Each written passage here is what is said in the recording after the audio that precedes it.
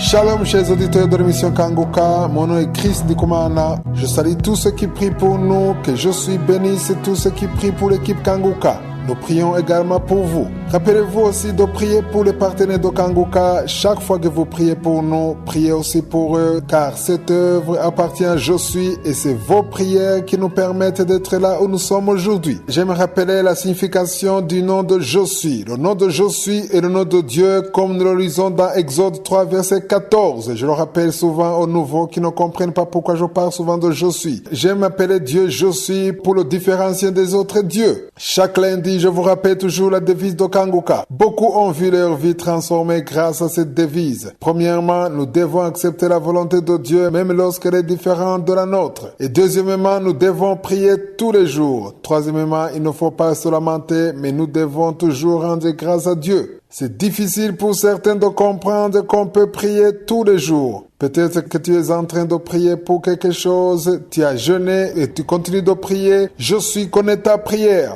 Il t'a entendu dès le premier jour et il a fait quelque chose dès le premier jour. Tu viens de passer par exemple un mois dans la prière ou plusieurs mois. Quand tu commences à prier pour quelque chose dans la foi et dans l'humilité, il faut que tu saches que Je suis intervient tout de suite. Tu peux te demander comment il intervient tout de suite alors que rien n'a changé. Il faut savoir que même si rien ne change, même si tu ne vois rien, il y a quelque chose que Dieu est en train d'opérer dans le monde invisible. Quand je parle du monde invisible, je vais parler du monde spirituel. C'est ce qui décourage souvent les gens. Tu es en train de prier pour quelque chose et tu es découragé parce que tu ne vois rien qui change. Nous sommes habitués à penser que quand on prie, automatiquement, nous voyons un changement. Je vais vous encourager aujourd'hui. Lorsque tu as commencé à prier, dès le premier jour, Je suis t'a entendu. Il a agi, mais son heure n'est pas encore venue pour la manifestation. Si ta prière est conforme à la volonté de Dieu, Dieu a prévu son heure pour t'exaucer. Tu le verras et les autres le verront aussi. Les autres ne le voient pas encore, mais toi qui as la foi, tu devrais le voir avec tes yeux spirituels. Laissez-moi vous montrer un exemple de la Bible qui nous montre que quand on prie pour quelque chose, Je suis l'entend et il agit dès le premier jour, même si tu ne le vois pas. Tout ce qu'il te demande de faire, c'est de persévérer dans la prière. N'abandonne pas. L'heure de Dieu va arriver. Le passage dont je parle se trouve dans Daniel 10, versets 12 à 13. Je vous invite à lire tout le 10e chapitre. Ce passage nous montre que dès le premier jour, Dieu a entendu Daniel. Et c'est pour ça qu'il a envoyé l'ange Gabriel. Au verset 12-13, voyons ce que l'ange a dit à Gabriel. On le voit du verset 12 au verset 13. L'ange a dit, Daniel, ne crains rien, car dès le premier jour où tu as eu à cœur de comprendre et de t'humilier devant ton Dieu, tes paroles ont été entendues et c'est à cause de tes paroles que je viens. Le chef du royaume de Perse m'a résisté 21 jours, mais voici Michaël, l'un des principaux chefs, est venu à mon secours et je suis demeuré là auprès des rois de Perse. Ici, il faut que vous compreniez que le miracle n'a pas été manifesté dès le premier jour. Daniel a dû attendre 21 jours. Toi aussi, tu peux être à ton 18e jour. Il te reste peut-être pas mal de temps, mais n'abandonne pas. Il faut que tu persévères. Si tu es humble et si tu pries conformément à la volonté de Dieu, l'heure de Je suis arrivée, tu verras ton miracle. Il ne faut pas abandonner. Reste à la montagne de Dieu. Je veux encourager tous ceux qui sont en train de traverser une situation difficile. Les problèmes sont divers.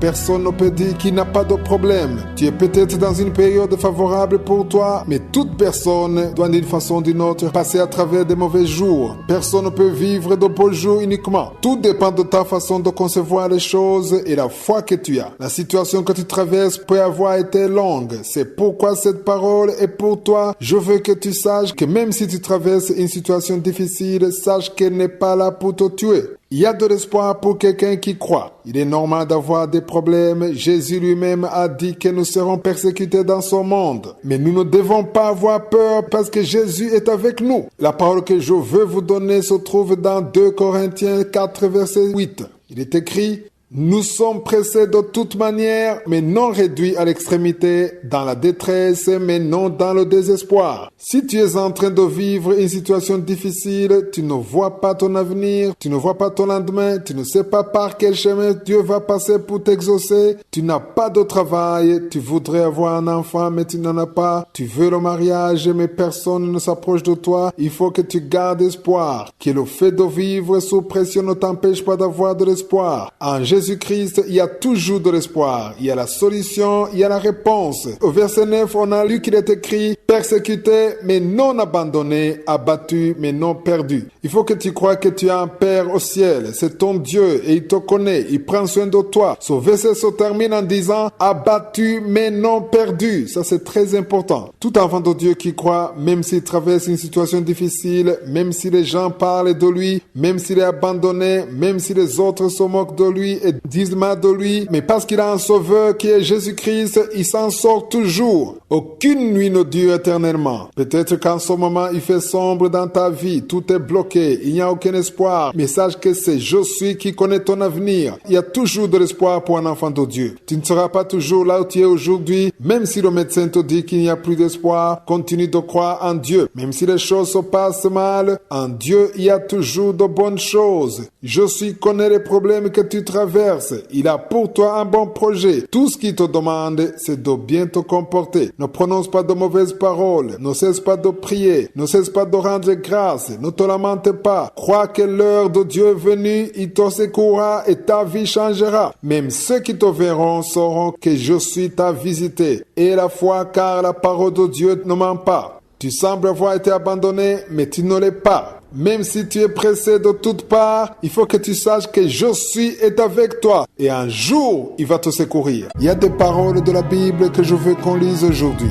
Il est normal pour une personne qui a la foi d'attendre quelque chose de la part de Dieu. Si tu es en train d'écouter cette émission le matin, il y a certainement des choses que tu attends de Dieu. Si tu as la foi en Dieu, si tu crois en Jésus-Christ, tu dois comprendre que tu as une certaine richesse. Il y a des richesses que tu possèdes. Il y a un pouvoir que tu possèdes, non pas dans la chair et le sang, mais dans la parole de Dieu. Toute personne qui croit, qui a la foi, possède des armes dans le nom de Jésus. C'est pourquoi je dis toujours que nos prières ont un impact sur la vie que nous allons avoir, sur ce que nous allons faire aujourd'hui. Si tu vas au travail, ta prière aura un impact à ton travail, et cela avant même que tu n'ailles au travail. Si tu es commerçant ou tu es un businessman, sache que ta prière va certainement avoir de l'impact sur tout ce que tu vas faire aujourd'hui. Commence toujours ta journée en confiant ta vie. Tout ce qui va se passer au cours de la journée entre les mains de je suis. Beaucoup de personnes ne préparent pas leur journée car ils n'ont pas encore compris la puissance de la prière. Dans 2 Corinthiens 10, versets 3 à 5, il est écrit que si nous marchons dans la chair, nous ne combattons pas selon la chair. C'est pourquoi quand tu prépares la journée, il faut beaucoup penser à ce qui se passe dans le monde spirituel. Car c'est ce qui est le plus important et c'est ce qui est puissant pour agir dans le monde invisible. Au verset 4, nous lisons que les armes avec lesquelles nous combattons ne sont pas charnelles, mais elles sont puissantes par la vertu de Dieu pour renverser les forteresses. Notre arme, normalement, c'est la prière dans le nom de Jésus. C'est ça l'arme que nous devons utiliser dans le monde spirituel. Quand nous prions, il y a des anges qui agissent à notre faveur. Ils agissent dans tout ce que nous allons faire. Il y a des forteresses que Satan a mises dans notre vie qui peuvent être renversées par la prière. Au verset 5, nous voyons que nous renversons les raisonnements et toute hauteur qui s'élève contre la connaissance de Dieu et nous amenons toute pensée captive à l'obéissance de Christ. Si tu vas au travail, prépare la journée, confie ta journée entre les mains de Dieu, montre-lui ton travail. À travers ta prière, il y a une puissance qui va même atteindre ton patron. La même puissance va atteindre tes collègues. Et tout ce que Satan aura prévu, tous ces plans seront détruits au nom de Jésus. Il est très important de préparer ta journée. Il faut confier ta vie entre les mains de Dieu. C'est là que tu pourras croire que dans le monde spirituel, il y a quelque chose qui est en train de changer. Tu peux penser que les choses sont les mêmes.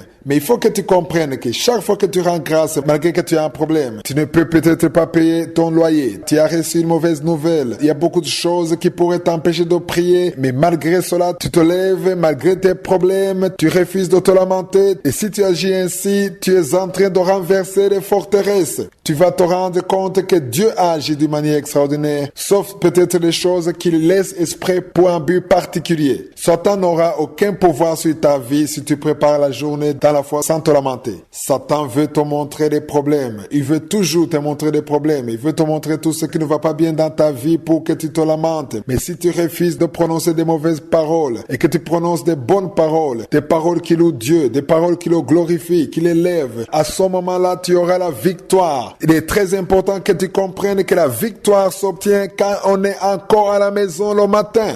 J'ai une parole pour encourager toute personne qui est en train de passer par des épreuves dans sa vie. Je vais rappeler encore une fois que tout le monde, même les justes, tous connaissent des temps difficiles. Le problème n'est pas les difficultés que nous traversons, mais c'est comment s'y prendre pendant les moments difficiles.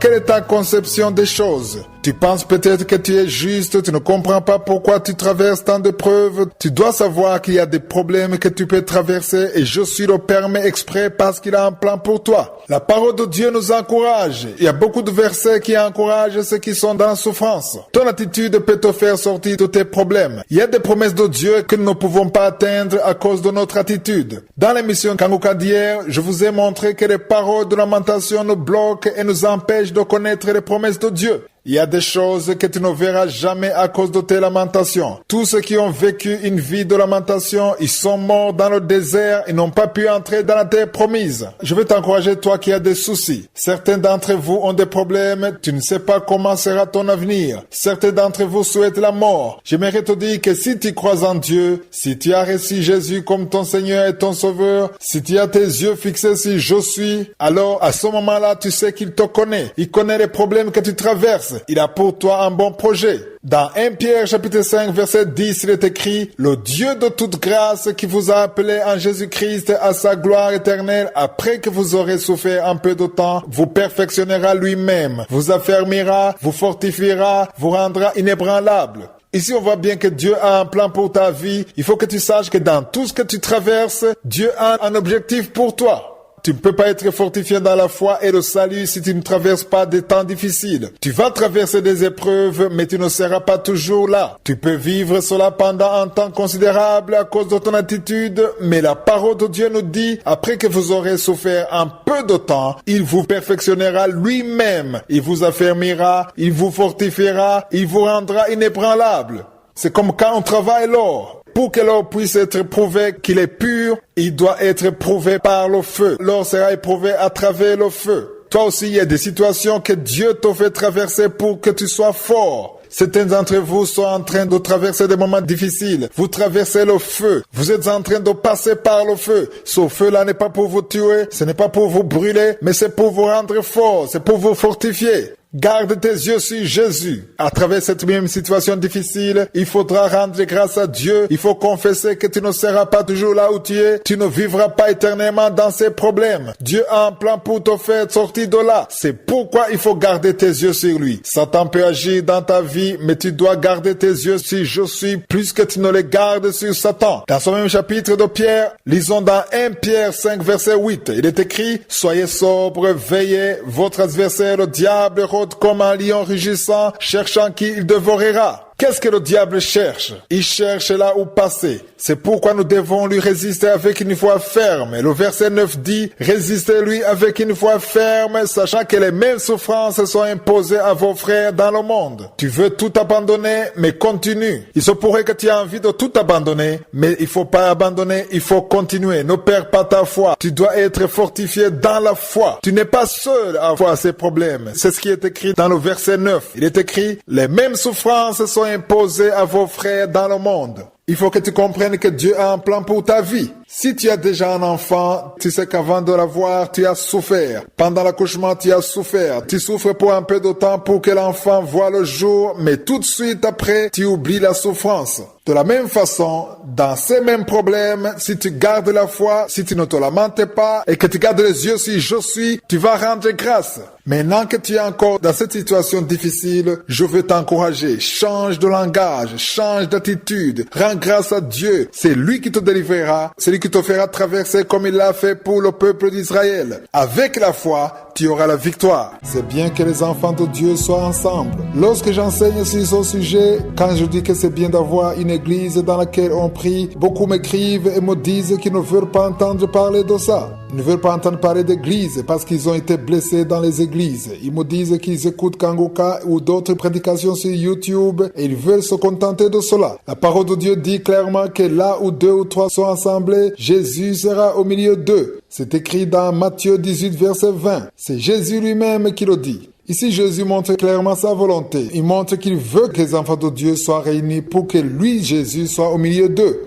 Je ne suis pas en train de dire que si tu pries seul, Dieu ne va pas t'entendre. Dieu t'entend quand tu pries tout seul. La parole de Dieu nous demande dans Jacques 5, versets 16 à 17 de confesser nos péchés. Dieu t'entend même quand tu pries tout seul. Lisons dans Jacques 5, versets 16 à 17. Il est écrit, confessez vos péchés les uns aux autres et priez les uns pour les autres. Il est écrit, priez les uns pour les autres afin que vous soyez guéris. La prière fervente du juste a une grande efficacité. Élie était un homme de la même nature que nous. Il pria avec instance pour qu'il ne plût point et il ne tomba point de pluie sur la terre pendant 3 ans et 6 mois. Ceci nous montre que nous aussi, nous pouvons prier tout seuls et Dieu va nous entendre bien sûr. Cependant, quelque chose va te manquer si tu restes tout seul dans ton coin sans les autres enfants de Dieu. Jésus veut que les enfants de Dieu soient ensemble. Il veut que tu te réunisses avec les autres. Il a parlé de 2 ou 3, mais vous pouvez être au-delà. Vous pouvez être plus de 3 personnes. Les mots 2 ou 3 veulent dire que quelqu'un ne doit pas rester tout seul tout le temps. Certains m'ont dit qu'ils ne trouvent pas d'église là où ils vivent. C'est généralement dans les pays européens. Certaines villes d'Europe n'ont pas d'église du tout. Mon conseil est que si dans la même ville où tu habites, il y a d'autres personnes qui ont la même foi que toi, il est important de se réunir avec eux au moins une fois la semaine, prier dans le nom de Jésus, parce que Jésus dit qu'il sera au milieu de vous. C'est ce que la parole de Dieu dit. Ici, je ne fais que vous dire le contenu de la parole de Dieu. Ce ne sont pas mes propres pensées ou ma façon de voir les choses. La parole de Dieu dit clairement que là où 2 ou 3 sont assemblés, Jésus sera au milieu d'eux. Si vous lisez verset 19, c'est-à-dire Jacques 5, verset 19, il est écrit, mes frères, si quelqu'un parmi vous s'est égaré loin de la vérité et qu'un autre l'y ramène.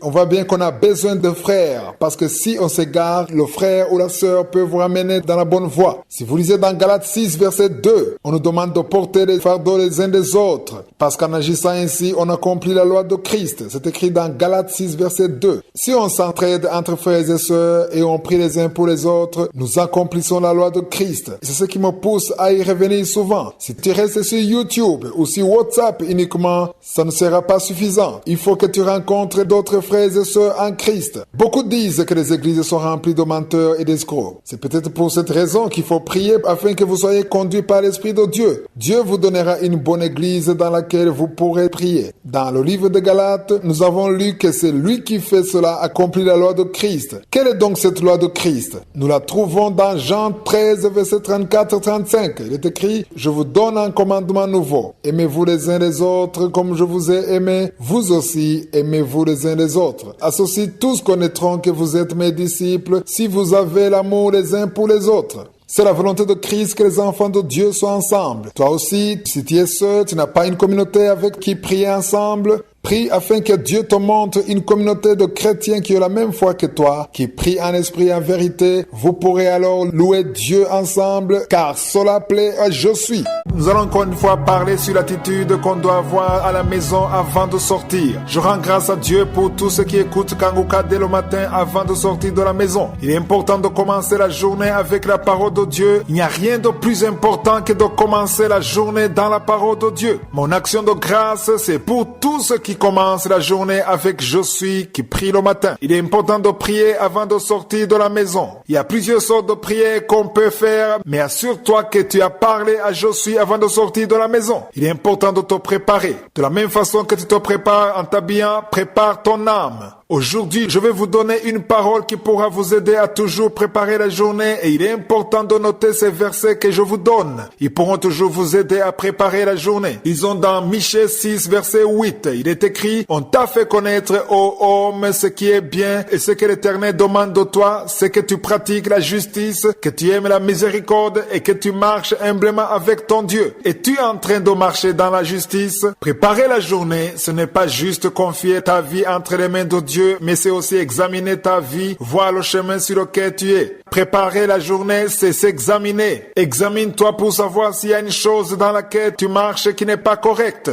Tout ce que l'Esprit de Dieu va te montrer que ce n'est pas bon, en préparant la journée, sanctifie-toi devant Dieu. S'il y a des liens qui emprisonnent ta vie, prépare la journée en demandant à Dieu de quitter certaines choses et prie pour la délivrance. Si tu as une mauvaise attitude, la jalousie, un esprit d'adultère, en préparant la journée, demande à Dieu de te donner la force de marcher dans la justice et la sanctification. Tu n'es peut-être pas capable de t'en sortir toi seul, mais Dieu est capable de te délivrer. Deuxièmement, il faut que tu sois miséricordieux.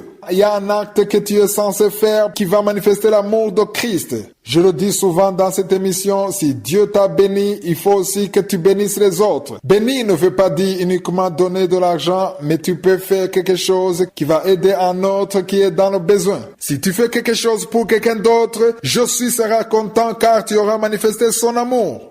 Aime la miséricorde, aide les autres, sois une bénédiction pour les autres. Troisièmement, il faut que tu t'humilies devant Dieu. Marche dans l'humilité devant Dieu. Pour pouvoir marcher dans l'humilité, il faut demander la grâce. Il faut que Jésus te donne cette force car seul tu ne peux pas y arriver. Si tu demandes ces trois choses, Jésus te les donnera. Tu pourras marcher dans la justice, tu auras la miséricorde et tu marcheras dans l'humilité. Il y a beaucoup de pièges qui nous entraînent faute d'avoir préparé la journée. Si tu prépares la journée, Dieu sera avec toi. Confie ta vie, ton âme, ton intelligence, toutes les paroles que tu vas prononcer, confie-les à Jésus. L'endroit où tu seras, le travail que tu vas faire, prie pour que Dieu te permette d'être la lumière dans le nom de Jésus. Il y a une histoire que je veux vous partager ce matin, une histoire de la Bible. Certains pensent que l'enseignement de vendredi où je parle du salut et la vie éternelle, ils pensent que je parle uniquement à ceux qui sont dans le péché, qui vivent dans l'adultère, ceux qui sont des meurtriers, des prostituées, des drogués, des ivrognes, etc. Tu reçois peut-être cette audio de Kanguka qui parle de la repentance et tu te dis que quelqu'un d'autre en a plus besoin que toi parce que toi tu te considères comme quelqu'un d'honnête. Être une bonne personne qui a de bonnes relations avec les gens, tu as une bonne attitude, tu as un bon comportement, cela ne te donne pas la garantie d'aller au ciel. Ce n'est pas ça qui va te donner la garantie d'aller au ciel. Personne n'ira au ciel parce qu'il est une bonne personne. On va au ciel parce qu'on a reçu Jésus dans sa vie. Aller au ciel, c'est possible si on s'est repenti. Si on a accepté qu'on est pécheur, si on a accepté l'œuvre de Jésus-Christ, alors il vient dans ton cœur. Toutes les bonnes œuvres que tu as pu faire ne pourront pas te conduire au ciel. L'histoire que nous allons lire est celle d'un Romain qui ne connaissait pas le véritable Dieu, mais il avait un bon comportement, une bonne attitude. Il priait, mais il ne priait pas en esprit et en vérité. Tous ceux qui prient ne prient pas forcément en esprit et en vérité. Cet homme s'appelait Corneille. C'est écrit dans Acte 10. Lisez toute cette histoire. Vous allez voir comment il était un homme bon et qu'il était très riche.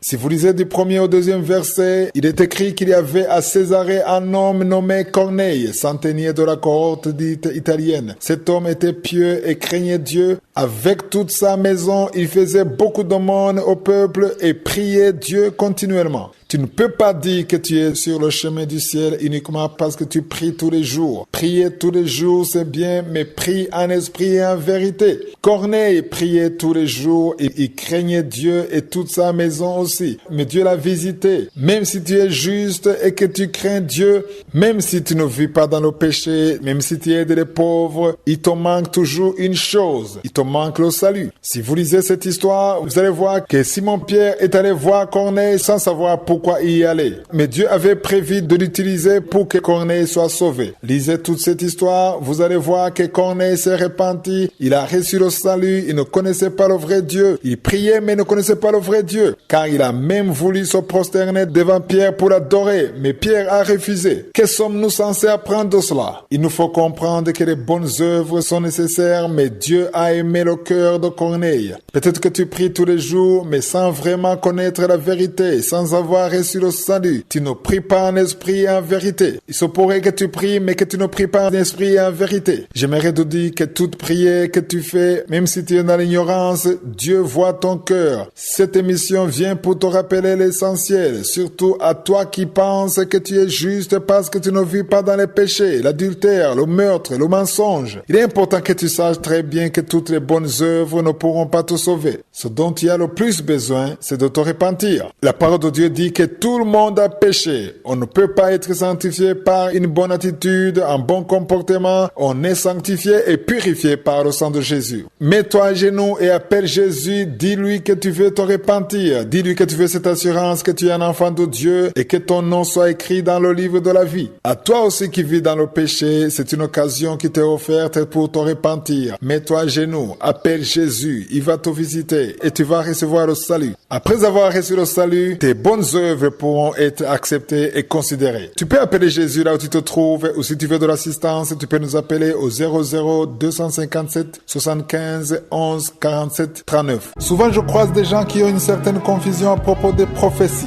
Nous avons pris assez de temps dans l'émission Kanguka pour étudier sur le sujet des prophéties. Sauf bien sûr, si vous êtes nouveau, vous n'avez pas pu suivre ces enseignements, j'ai pris assez de temps pour expliquer la prophétie et comment différencier un vrai d'un faux prophète. Je vais en parler aujourd'hui et nous continuerons ce sujet jeudi de la semaine prochaine. Il est difficile pour quelques-uns de comprendre les fruits qui prouvent qu'un prophète vient de Dieu. Dans Matthieu 7, verset 16, Jésus a donné un indice qui peut nous aider à savoir si oui ou non la personne est un vrai prophète. Dans ce passage, il est écrit « Vous les reconnaîtrez à leurs fruits ». C'est ce que Jésus a dit. On va reconnaître les prophètes par leurs fruits. Lorsque j'ai enseigné sur ce sujet, j'ai montré les fruits que doit avoir un vrai prophète. Il faut toujours s'assurer que la prophétie vient de Dieu ou pas. Dans 1 Jean chapitre 4, verset 1, il est écrit « Bien-aimés, n'ajoutez pas foi à tout esprit, mais éprouvez les esprits pour savoir s'ils sont de Dieu, car plusieurs faux prophètes sont venus dans le monde. » Gardez ce verset car il pourra toujours vous aider comme il a aidé beaucoup d'autres personnes. La parole de Dieu est en train de nous avertir qu'il y a plusieurs prophéties. C'est pourquoi il faut toujours les éprouver. Pour cela, il faut connaître ses fruits. Aujourd'hui, je vais parler sur le premier fruit, un fruit qui vous montrera à coup sûr que cette prophétie vient de Dieu. Dans 1 Thessaloniciens 5, verset 20 à 21, il est écrit « Ne méprisez pas les prophéties, mais examinez toutes choses,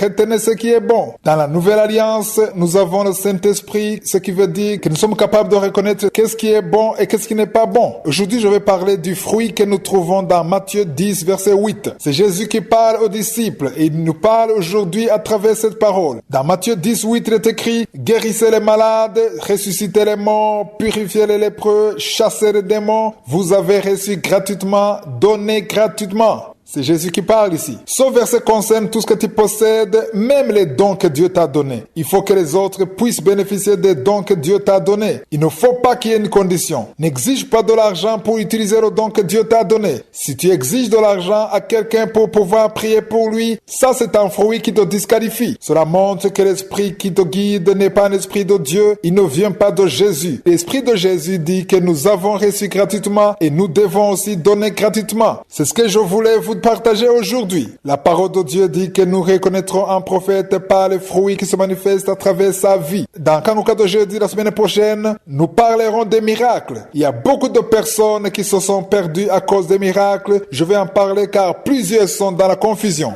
Quelle est la définition de la vie? Que dit la parole de Dieu à propos de cela? Tous ceux qui sont en train d'écouter l'émission Kanguka, ils ont la vie en eux.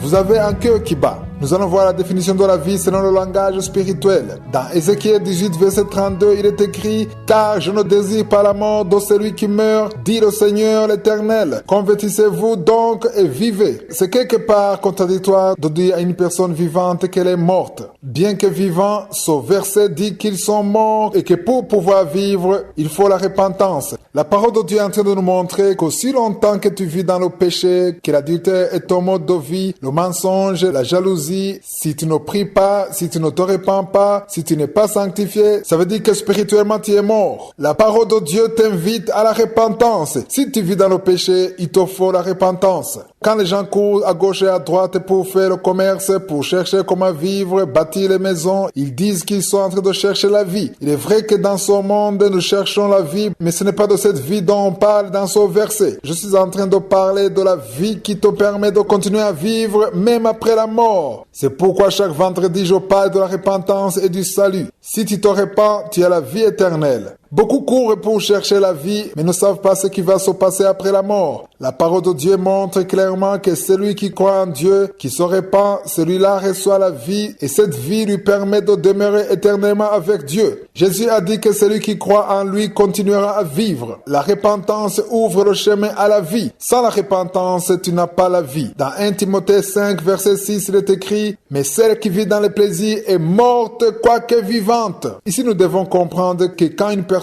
quitte sa vie pécheresse, elle reçoit une nouvelle vie. Je suis en train de parler à toute personne qui se sent fatiguée à cause du péché. La vie pécheresse est très fatigante. Tu as essayé de t'en sortir sans succès. Jésus est en train de t'appeler, viens à lui, il te délivrera et surtout il te donnera la vie. Il n'y a rien de plus important, de plus merveilleux que de savoir que Jésus est avec toi, que peu importe ce que tu vis, si Jésus est avec toi, il y a de l'espoir. Les plaisirs du monde, tout ça n'est que pour un temps limité. Le temps que tu vas vivre est compté, mais mais il y a une vie éternelle qui t'attend. C'est celle-là que tu dois préparer en recevant Jésus dans ta vie comme Seigneur et Sauveur. Si tu veux recevoir Jésus dans ta vie, si tu veux l'accepter comme ton Seigneur et ton Sauveur, il va venir là où tu es et il va te secourir. Il va te délivrer. Ne crains pas parce que tu n'es pas encore complètement délivré. Tout ce qu'il te faut, il faut que tu apportes tout ce qui te lie. Apporte tous tes problèmes devant lui et fais-lui confiance. Il va te délivrer et surtout il va te sauver et te donner la vie éternelle. Accepter la volonté de Dieu même lorsqu'elle est différente de la nôtre. Souvent, il est très difficile d'accepter la volonté de Dieu lorsque tu as tes propres désirs, ta propre volonté. S'il y a quelque chose que tu veux sérieusement et tu veux que la chose s'accomplisse, quoi qu'il arrive, il est très difficile de dire que tu acceptes la volonté de Dieu. Chacun d'entre nous a ses préférences, mais si tu es une personne réveillée, tu donnes la priorité à la volonté de Dieu. L'exemple que nous avons, c'est Jésus-Christ lui-même. C'est lui qui devrait être notre modèle par rapport au fait d'accepter la volonté de Dieu. Chaque fois que Jésus faisait quelque chose, il mettait en avant la volonté de son Père. Lorsqu'il parlait du royaume de Dieu et qu'on voulait le tuer, souvent il se cachait, il s'enfuyait, mais il est arrivé un moment où il devait mourir. Et là, il ne s'est pas caché. Il savait que le temps était arrivé pour lui d'être crucifié. Il y a des problèmes que tu peux rencontrer dans ta vie, non pas que Dieu est incapable de te secourir, mais parce qu'il a un objectif. Tu pries le matin, tu confies ta journée entre les mains de Dieu et tu as la foi. Rien ne t'accuse dans ton cœur. Malgré cela, tu vois qu'il y a des problèmes dans ta vie, mais il faut que tu saches que ces problèmes ne sont pas censés te décourager, car Josué peut permettre des problèmes.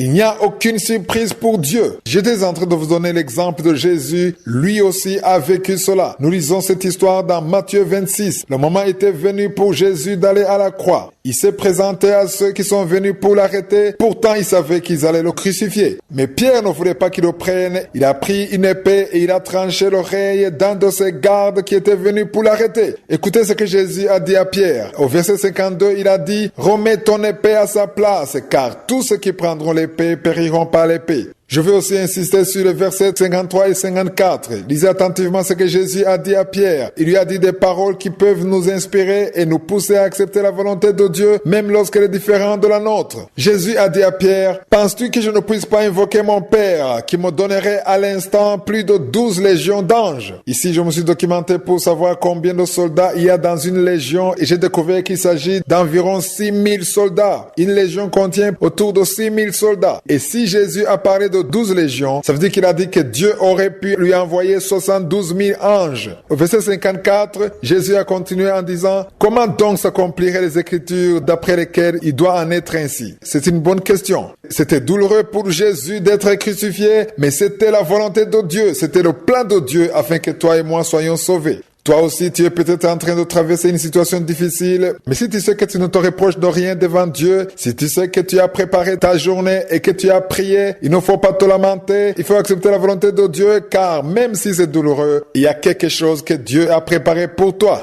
J'aimerais encourager tous ceux qui sont dans la confusion à cause des problèmes qu'ils traversent. Certains d'entre vous sont dans le deuil. Je parle à quelqu'un ce matin qui est dans le deuil suite au décès d'une personne qu'il aimait beaucoup. Vous avez peut-être été expulsé de votre maison. Vous êtes dans une situation où vous ne comprenez pas pourquoi les choses vont de travers alors que vous avez la foi. Tu te demandes pourquoi tu as des problèmes alors que les autres semblent ne pas avoir de problèmes, même ceux qui ne croient pas en Dieu. Il faut que tu comprennes que tes pensées ne sont pas des pensées de Dieu. C'est très différent. La façon dont tu réfléchis, elle est différente de la façon dont Dieu réfléchit. Il est difficile pour nous de le comprendre car nous voulons toujours penser que Dieu réfléchit comme nous. Il faut savoir que tes pensées sont différentes des pensées de Dieu. Il y a des choses qui t'arrivent et tu te demandes pourquoi ils n'arrivent qu'à toi. Moi qui vous parle, il y a des choses qui me sont arrivées et jusqu'aujourd'hui, je ne peux pas expliquer pourquoi ça m'est arrivé. Mais tout ce dont je suis sûr, c'est que pour toute personne qui croit et qui a une vie de prière, il y a une raison pour laquelle Dieu permet certaines choses. C'est ce que nous étions en train de voir dans Kanguka d'hier. Jésus a accepté qu'on l'arrête. Pierre voulait l'en empêcher, il voulait le protéger, mais Jésus voulait que cela arrive parce que Dieu était capable de le délivrer. Mais si Dieu a permis cela, ça veut dire qu'il avait une mission. Et sa mission était d'aller à la croix. Notre façon de penser est différente de la façon dont Dieu pense. C'est pourquoi il est parfois difficile pour nous de le comprendre. Et pour arriver à comprendre ce que tu traverses, il faut comprendre que Jésus est plus grand que toi. Il y a des choses que tu trouves bien pour toi alors que lui considère que ce n'est pas du tout bien. Comme il y a des choses que tu trouves trouves qu'elles ne sont pas bonnes alors que lui trouve que c'est bon pour toi. Il y a un verset que je veux qu'on lise, c'est dans Ésaïe 55 verset 8. Il est écrit « Car mes pensées ne sont pas vos pensées et vos voix ne sont pas mes voix, dit l'Éternel. » Tu penses peut-être que pour avoir une belle vie, il faut faire ceci ou cela et tu ne comprends pas pourquoi tu vis telle ou telle situation. Ayons cette confiance que dans les problèmes que nous traversons, Jésus nous voit et il a un bon plan pour notre vie. Si tu crois que tu es un enfant de Dieu, si tu crois que Jésus t'a créé, il a un plan pour ta vie, il ne veut pas te faire du mal. Tout ce qu'il te demande, c'est que tu lui fasses confiance.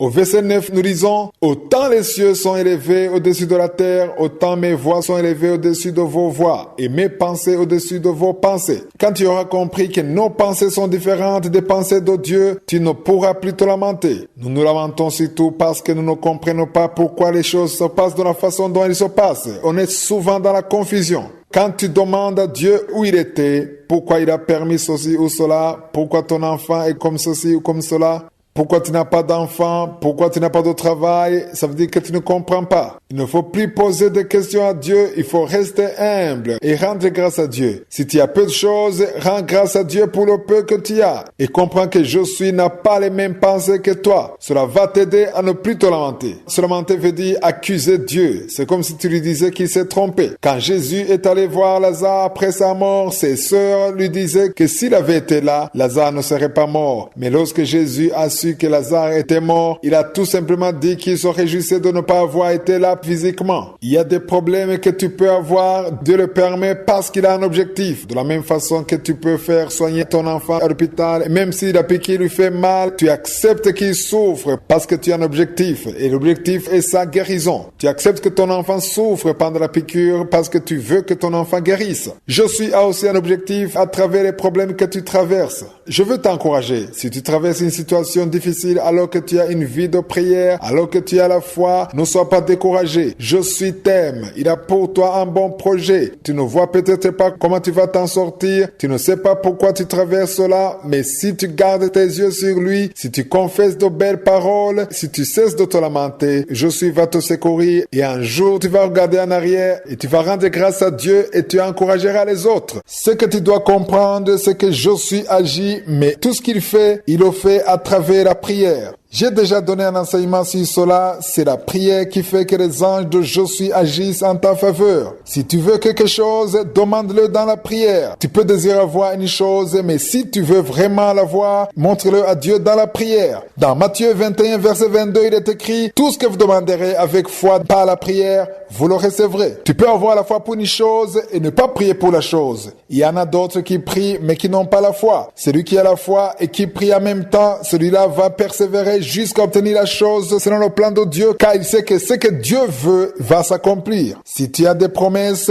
prie en te basant sur ce que Dieu a dit et surtout sur toi. Que veut dire avoir la foi? La plupart pensent qu'avoir la foi, c'est croire en des choses qu'on ne voit pas. C'est vrai, mais à quel point tu le crois? Lisons dans Hébreux chapitre 11 verset 1. Il est écrit « Or la foi est une ferme assurance des choses qu'on espère, une démonstration de celles qu'on ne voit pas. » C'est comme quand une femme est enceinte. Personne ne le sait. C'est-à-dire les premiers jours, les premières semaines, personne ne sait qu'elle est enceinte. Seul un test de grossesse peut confirmer qu'elle est enceinte. Même si aucun signe extérieur ne peut prouver qu'elle est enceinte, si le test a été positif, elle reste confiante parce que le médecin lui a dit qu'elle est enceinte. Elle va commencer à acheter des habits pour le bébé, même sans voir le bébé, avant sa naissance, parce qu'elle sait que l'enfant est là. Elle est convaincue que l'enfant est là, même si elle ne l'a pas encore vu avec ses yeux physiques. Aujourd'hui, il y a la technologie. On peut faire une échographie, mais cet appareil ne va pas te montrer à quoi ressemble exactement l'enfant. La foi, c'est une chose dont on est sûr que la chose est là, que la chose existe, même sans la voir. Dans Matthieu 21, verset 22, on nous dit que la foi fonctionne quand il y a la prière. Si tu as la foi, tu ne seras pas découragé. Même si tu as prié longtemps et que tu te sens découragé, il ne faut pas lâcher, il faut persévérer, il faut continuer à prier. Il peut arriver que tu te sens découragé, tous les samedis tu mets la main et pour pourtant aujourd'hui tu es découragé, ça veut dire que tu as manqué la foi. Si tu as lâché, si tu ne mets plus la main, si tu ne t'entends plus à la guérison, ça veut dire que tu as perdu la foi. Si tu te décourages et tu abandonnes, ça veut dire que tu abandonnes la foi. Si tu es découragé, tu as besoin de la foi et la foi a besoin de la parole de Dieu pour croître.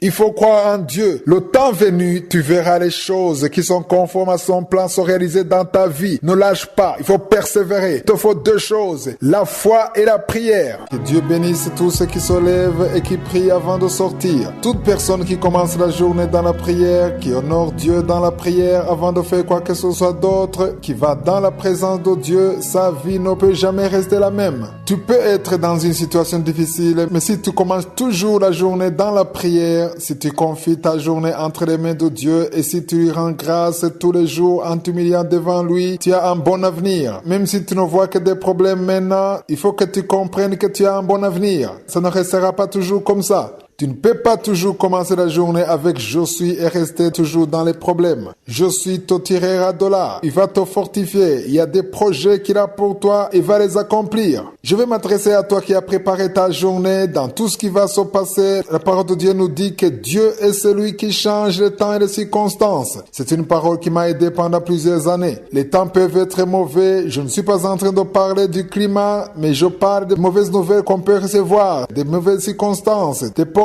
fermées. Tu ignores la plupart des choses qui vont t'arriver aujourd'hui. Il y a des plans que Satan a prévus contre toi, contre ta famille, ta vie, mais tu dois savoir que ce n'est pas Satan qui est le dernier mot sur ta vie. C'est je suis qui est le dernier mot sur ta vie et sur la vie de tous ceux qui croient. En préparant la journée, il y a des choses qui changent dans le monde spirituel. Elles changent par ta foi, par ta prière, par les paroles que tu vas dire je suis aujourd'hui. N'entre pas dans la présence de je suis en te lamentant. N'y va pas en pleurant. C'est vrai que ça peut sembler difficile, mais tu dois toujours te souvenir que la parole de Dieu ne change pas. Tout peut changer, mais la parole de Dieu ne change pas et Dieu ne se répand pas. Il y a un verset que j'aime beaucoup. Il s'agit de Daniel 2, verset 21. Je vais lire ce verset. Il est écrit, dans ce verset, on dit que c'est lui qui change les temps et les circonstances, qui renverse et qui établit les rois, qui donne la sagesse aux sages et la sagesse à ceux qui ont de l'intelligence. S'il y a la nuit, le jour, l'été, l'hiver, la pluie, c'est je suis qui fait tout ça. Mais c'est lui aussi qui change les circonstances. Je suis connaît tous ceux qui vont t'appeler aujourd'hui. Il connaît tous ceux qui seront en contact avec toi. Ceux qui vont venir te voir ou te rendre visite. Ceux que tu vas croiser. Si tu vas prendre le bus ou pas. Il connaît tout ça. Il connaît la personne qui sera assise à côté de toi. Il connaît les plans qu'il a préparés pour toi. S'il y a des gens qui ont prévu de t'empoisonner, il les connaît tous. Tout ce que Satan a préparé contre toi, les plans des sorciers, les plans des féticheurs, je suis, il les connaît. Il connaît même ceux qui veulent te faire du bien. Je suis connaît tout de ta vie. Quand tu prépares la journée, tu es en train de la confier entre les mains de Dieu et tu lui donnes tout le contrôle. Comme nous l'avons lu au verset 21, qu'il est celui qui change le temps et les circonstances,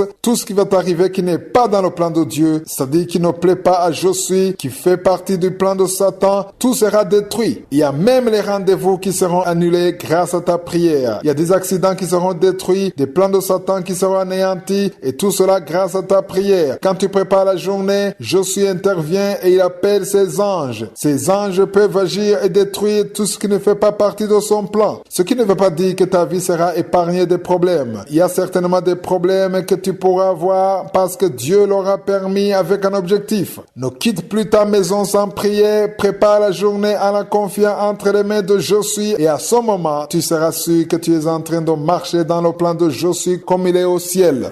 Certains d'entre vous sont fatigués, épuisés, d'autres éprouvent un sentiment d'injustice, de colère. Ils ne comprennent pas pourquoi ils vivent des moments difficiles alors qu'ils croient en Dieu. Tu peux prier parce que tu as un problème et tu vas te dire que le problème va disparaître parce que tu as prié. Et parfois la situation devient pire. Beaucoup ne prient plus. Tu écoutes Kanguka, mais tu ne passes plus de temps dans la prière. Tu manques des mots pendant la prière. Tu vas dans la prière et tu ne trouves plus les mots. Si tu vas dans la prière, tu ne fais que pleurer et parler de tes problèmes. Il y a une dame qui écoute Kanguka en ce moment. Tu as un problème avec ton enfant. Il est lié par la drogue, l'alcool. Je vais te dire aujourd'hui que je suis te connais et il connaît ton problème. Il y a des parents qui ont des problèmes avec leurs enfants. Il y a des mariages qui vont mal. Satan est en train de détruire des foyers, des enfants. Connais tous vos problèmes. Tu n'as peut-être pas encore eu la solution à ton problème. Tu as prié pour ton mariage et tu ne vois pas de solution. Tu as l'impression que tu vis l'enfer. Il y a quelqu'un qui a demandé un travail et tu n'as pas encore eu la réponse. Sache que peu importe la situation que tu traverses, ça ne devrait pas te séparer de ton Dieu. N'accepte pas les paroles de lamentation, car si tu les prononces, tu seras en train de t'emprisonner. Mais si tu changes de langage, Dieu va te visiter. La parole de Dieu dit dans Jérémie 29, verset 11 aussi: « Je connais les projets que j'ai formés sur vous, dit l'Éternel, projets de paix et non de malheur, afin de vous donner un avenir et de l'espérance. » Toutes les pensées qui te disent que ton avenir est mauvais, que tu ne vas pas t'en sortir, toutes les paroles de découragement, ils ne viennent pas de Dieu. Tout ce que tu dois faire, c'est de marcher selon la parole de Dieu. Je ne suis pas en train de te dire que tu ne souffres pas. Tu vis une situation difficile, mais connais tout ça. Et il sait pourquoi il a permis. Si tu pries régulièrement, sache que je suis un objectif pour ta vie en permettant que cela t'arrive. C'est lui qui permet que tu traverses cela. Dans Romains 8, verset 18, il est écrit: « J'estime que les souffrances du temps présent ne sauraient être comparées à la gloire à venir qui sera révélée pour nous. » Je veux qu'on comprenne qu'au ciel, il n'y aura aucun problème. Il n'y aura pas de pleurs. Il n'y aura pas de deuil. Même dans ce monde, si tu crois en Dieu, tu sortiras de tes problèmes et tu pourras encourager les autres. Il y a une raison pour laquelle tu es en train de vivre ces moments difficiles. C'est peut-être pour te fortifier. Mardi de la semaine passée, je vous ai dit qu'il y a des problèmes que Dieu permet dans ta vie pour te fortifier, pour te transformer. Et après avoir tout traversé, tu seras une autre personne. Si tu continues de prier, si tu persévères dans la prière, sans te lamenter, en rendant grâce à Dieu, tu vas atteindre un autre niveau. Les problèmes que tu connais actuellement ne sont pas là pour te tuer. Tu ne vois peut-être pas comment tu vas payer ton loyer, comment tu vas nourrir ton enfant. S'il y a une autre chose que tu peux faire, fais-le. Tu peux faire tout ce que tu peux faire. Et si tu as échoué dans tout ce que tu as tenté de faire, il est temps que Jésus se manifeste si tu gardes tes yeux sur lui. Il attend de voir ton attitude. Il veut écouter ton langage. Il veut voir comment tu vas te comporter. La parole de Dieu nous encourage et nous dit que les soucis de ce moment sont peu de choses comparés à la gloire qui nous attend. Quand je regarde en arrière, il y a 20 ans, j'avais tellement de problèmes que j'avais parfois l'impression que le monde m'était tombé dessus. Mais dans cette même période, voyais ce que j'allais faire aujourd'hui. Jésus connaît ton avenir. Il sait où tu seras dans 20 ans, dans 30 ans. Que personne ne te dise que tout est fini pour toi, car au ciel, il y a un Dieu tout-puissant, comme nous le lisons dans la parole de Dieu. C'est très important d'être conscient qu'il y a encore de l'espoir. Aussi longtemps que Jésus est vivant, il y a toujours de l'espoir. J'aimerais encore une fois parler sur le fait de donner dans le royaume de Dieu. La plupart des enfants de Dieu sont encore liés par la loi, liés par ce qu'on faisait dans l'ancienne alliance. Ils ne comprennent pas que nous sommes aujourd'hui dans la nouvelle alliance. Jésus n'est pas venu pour abolir la loi, mais il est venu pour l'accomplir. C'est pourquoi dans la loi de Moïse, il était interdit de commettre l'adultère, mais Jésus a dit que celui qui regarde une femme et qui la convoitera, il aura déjà commis l'adultère avec elle. Dans l'Ancien Testament, on disait œil pour œil, dent pour dent. Ça veut dire que dans l'ancienne alliance, il était autorisé de se venger. Mais Jésus nous a demandé d'aimer nos ennemis, de prier pour eux et de les bénir. Donc dans le Nouveau Testament, on n'est pas permis de nous venger. Il n'y a pas de vengeance. On prie pour les ennemis, on doit les aimer. Dans l'Ancienne Alliance, on ne pouvait pas bénir son ennemi. Jésus est venu pour accomplir la loi. Il y a une autre image que Jésus a apportée dans la Nouvelle Alliance que les anges n'ont pas encore comprise. Il y a une image que Jésus a apportée dans la Nouvelle Alliance. Beaucoup n'ont pas encore compris cela. Si vous lisez dans Galates 3, versets 24-25, il est écrit « Ainsi la loi a été comme un pédagogue pour nous conduire à Christ afin que nous fussions justifiés par la foi. » Mais au verset 25, on dit que la foi étant venue, nous ne sommes plus sous ce pédagogue. Par pédagogue, on veut dire instructeur. Un pédagogue, c'est un instructeur, quelqu'un qui t'enseigne. Aujourd'hui, quand il s'agit de soutenir l'œuvre de Dieu, il y en a qui font exactement comme si on était dans l'ancienne alliance. C'est-à-dire, ils ont reçu des enseignements qui les menacent, qui leur disent qu'ils sont des voleurs, qui volent Dieu. Ce qui les fait peur, et même en donnant, ils le font par peur. Ils le font pour éviter d'avoir des problèmes.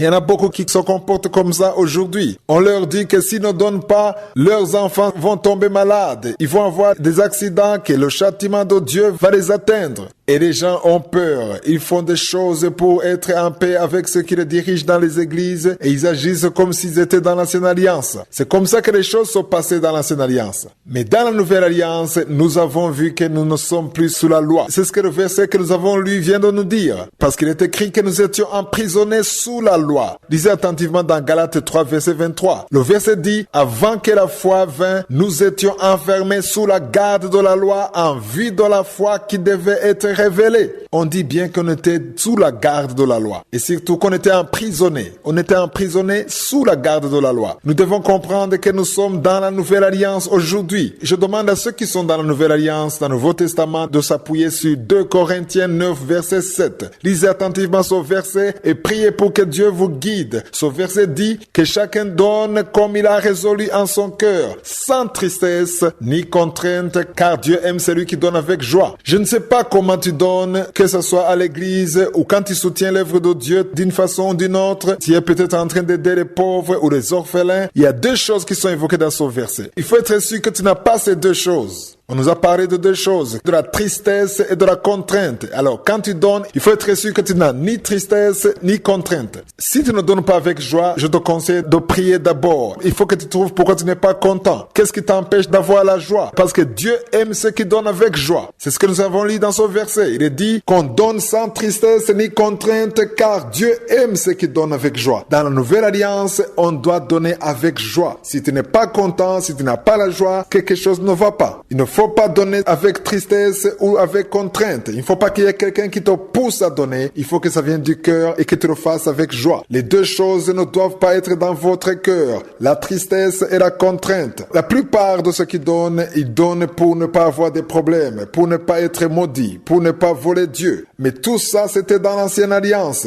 Dans la nouvelle alliance, on donne avec joie et après avoir compris ce qu'on fait. Il y a une parole que je veux vous donner pour préparer la journée. Il est toujours important de commencer la journée dans la prière. Beaucoup l'ont déjà compris. Il ne faut pas quitter la maison sans prier. Dans tout ce que tu fais, confie ta vie entre les mains de Dieu. Il n'y a rien de plus important que de commencer la journée avec « Je suis ». Je dis toujours que quand on commence la journée, c'est une nouvelle page qui s'ouvre. Il y a certainement des surprises que « Je suis » a préparées pour toi. Quand tu commences la journée, il faut t'attendre à voir la main de « Je suis ». Chaque mercredi, je parle sur l'attitude qu'on doit avoir pour préparer la journée. Ce n'est pas juste pour inviter je suis dans ce qu'on va faire, mais c'est aussi préparer son cœur, son âme, son esprit. Il est important de se préparer et de s'examiner. Nous l'avons vu le mercredi passé. Tu peux commencer la journée avec des mauvaises pensées, des pensées pour faire du mal aux autres, pour te venger. Il faut savoir qu'en préparant la journée, tu t'apprêtes à marcher dans la parole. Pour ceux qui ont reçu Jésus comme leur Seigneur et leur Sauveur, Jésus a dit qu'ils doivent être la lumière du monde. Pourquoi est-ce qu'on parle de la lumière du monde? Parce que le monde est plein d'obscurité. Même s'il y a le soleil, l'éclairage spirituellement parlant, il y a de l'obscurité. Les enfants de Dieu sont la lumière du monde. En préparant la journée, demande à Dieu de te permettre d'être la lumière du monde. Si vous voulez savoir où c'est écrit dans Matthieu 5, verset 14. Nous sommes la lumière du monde. Lisons maintenant dans Philippiens 2, verset 15. Il est écrit, afin que vous soyez irréprochables et purs, des enfants de Dieu, répréhensibles au milieu d'une génération perverse et corrompue, parmi laquelle vous brillez comme des flambeaux dans le monde. En préparant la journée, demande à Dieu de te permettre de briller. Il faut savoir qu'en vivant dans ce monde, tu as une responsabilité. Tu es censé être la lumière. Souvent, les gens pensent que préparer la journée, c'est montrer à Dieu ce qu'on va faire uniquement. Ça aussi, c'est bien, mais ça ne doit pas être la seule chose à faire. Préparer la journée, c'est aussi se préparer à être un ambassadeur de Jésus. La parole de Dieu dit dans 2 Corinthiens 5, verset 20 ceci. Nous faisons donc les fonctions d'ambassadeurs pour Christ comme si Dieu exhortait par nous. Nous vous en supplions au nom de Christ. Soyez réconciliés avec Dieu. Ici, on voit bien que nous sommes des ambassadeurs de Christ. C'est pourquoi quand tu prépares la journée, demande la grâce de Dieu. Cette grâce va te donner la force d'être un modèle là où tu seras. Si tu es étudiant, tu seras un bon exemple là où tu seras. Si tu vas au travail, tu pourras être un exemple, une lumière. Là où les autres disent des paroles sans vie, des paroles de désespoir, toi tu pourras donner l'espoir. Il faut que les autres voient la vie qui est en toi.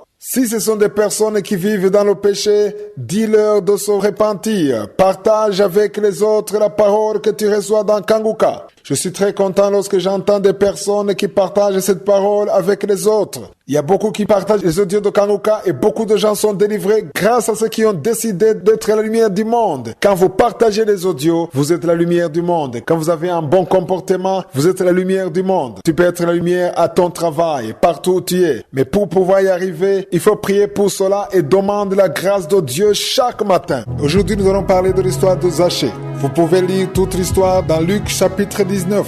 Il y a une ou deux choses que je veux dire à propos de Zachée. Cet homme avait beaucoup d'argent et il avait volé le peuple. Il était corrompu, il était aussi chef des publicains. Les gens n'aimaient pas cet homme, il n'était pas du tout populaire. Ils le voyaient comme un pécheur. Jésus était en train de marcher avec une foule derrière lui. Au verset 4, il est écrit qu'il courut en avant, c'est-à-dire Zachée courut en avant et monta sur un sycomore pour le voir, parce qu'il devait passer par là. La Bible dit que Zachée avait une petite taille, c'est pourquoi il est monté sur un arbre. Au verset 5, on dit que lorsque Jésus fut arrivé à cet endroit, il leva les yeux et lui dit, Zachée, à toi de descendre, car il faut que je demeure aujourd'hui dans ta maison. Ce n'est pas Zachée qui a appelé Jésus, mais c'est Jésus qui l'a appelé. Ce que j'ai appris dans cette histoire, c'est qu'on peut être dans une situation liée par le péché et c'est Jésus lui-même qui t'appelle, car c'est Jésus qui est venu te chercher. Si vous avez été sauvé, c'est Jésus qui vous a cherché. Ce n'est pas du tout le contraire. Vous avez juste accepté son appel. Cet arbre, le sycomore, est l'image de la croix. C'est à la croix où il y a le salut.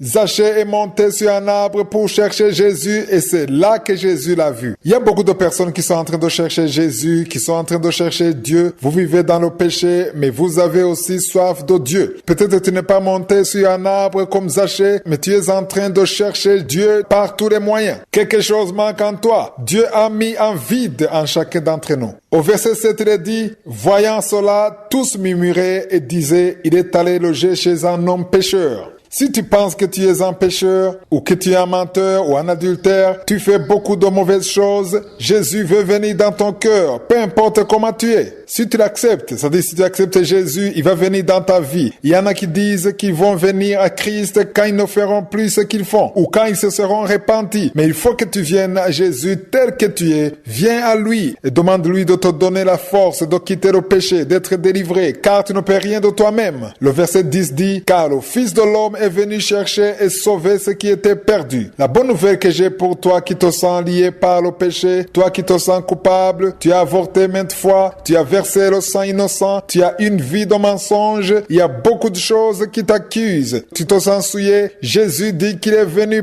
pour chercher et sauver ce qui était perdu. C'est ce que dit la parole de Dieu. Jésus est entré dans la maison de Zachée, un homme qui était connu comme pécheur. Il l'a vu sur un arbre. Cet arbre symbolise la croix de Jésus. Souvenez-vous que c'est sur la croix que Jésus a donné son sang pour que quiconque croira en lui ait la vie éternelle. Ce n'est pas Zachée qui a appelé Jésus, mais c'est Jésus qui l'a appelé. Il avait une petite taille. Il fallait qu'il monte sur un arbre. Toi aussi, tu es peut-être dans une position où tu ne peux pas atteindre Jésus, mais cette parole que tu reçois dans ton téléphone ou dans ton ordinateur te dit que si tu te répands, si tu acceptes Jésus, ta vie va être transformée. Jésus est en train de t'appeler. N'attends pas qu'il t'appelle d'une autre façon. Cette parole que tu es en train d'écouter en ce moment, c'est la voix de Jésus qui t'appelle. Si tu réponds, tu recevras le salut et tu deviendras un enfant de Dieu. Tout ce dont tu as besoin de faire, c'est de te repentir et lui demander qu'il devienne ton Seigneur et ton Sauveur. Comment savoir si une prophétie vient de Dieu ou pas? Nous avons déjà étudié ce sujet dans cette émission et j'ai déjà donné les caractéristiques selon la parole de Dieu. Nous avons lu dans Matthieu chapitre 7 verset 16 et c'est Jésus qui parle. Il dit, vous les reconnaîtrez à leurs fruits. Vous reconnaîtrez les vrais ou les faux prophètes par les fruits. Il y a des fruits qui manifestent que la prophétie vient de Dieu ou pas. Dans Matthieu 10 verset 8, il est dit, guérissez les malades, ressuscitez les morts, purifiez les lépreux, chassez les démons. Vous avez reçu gratuitement, donnez gratuitement. Qu'est-ce qu'ils ont reçu selon Jésus? Ils ont reçu des dons.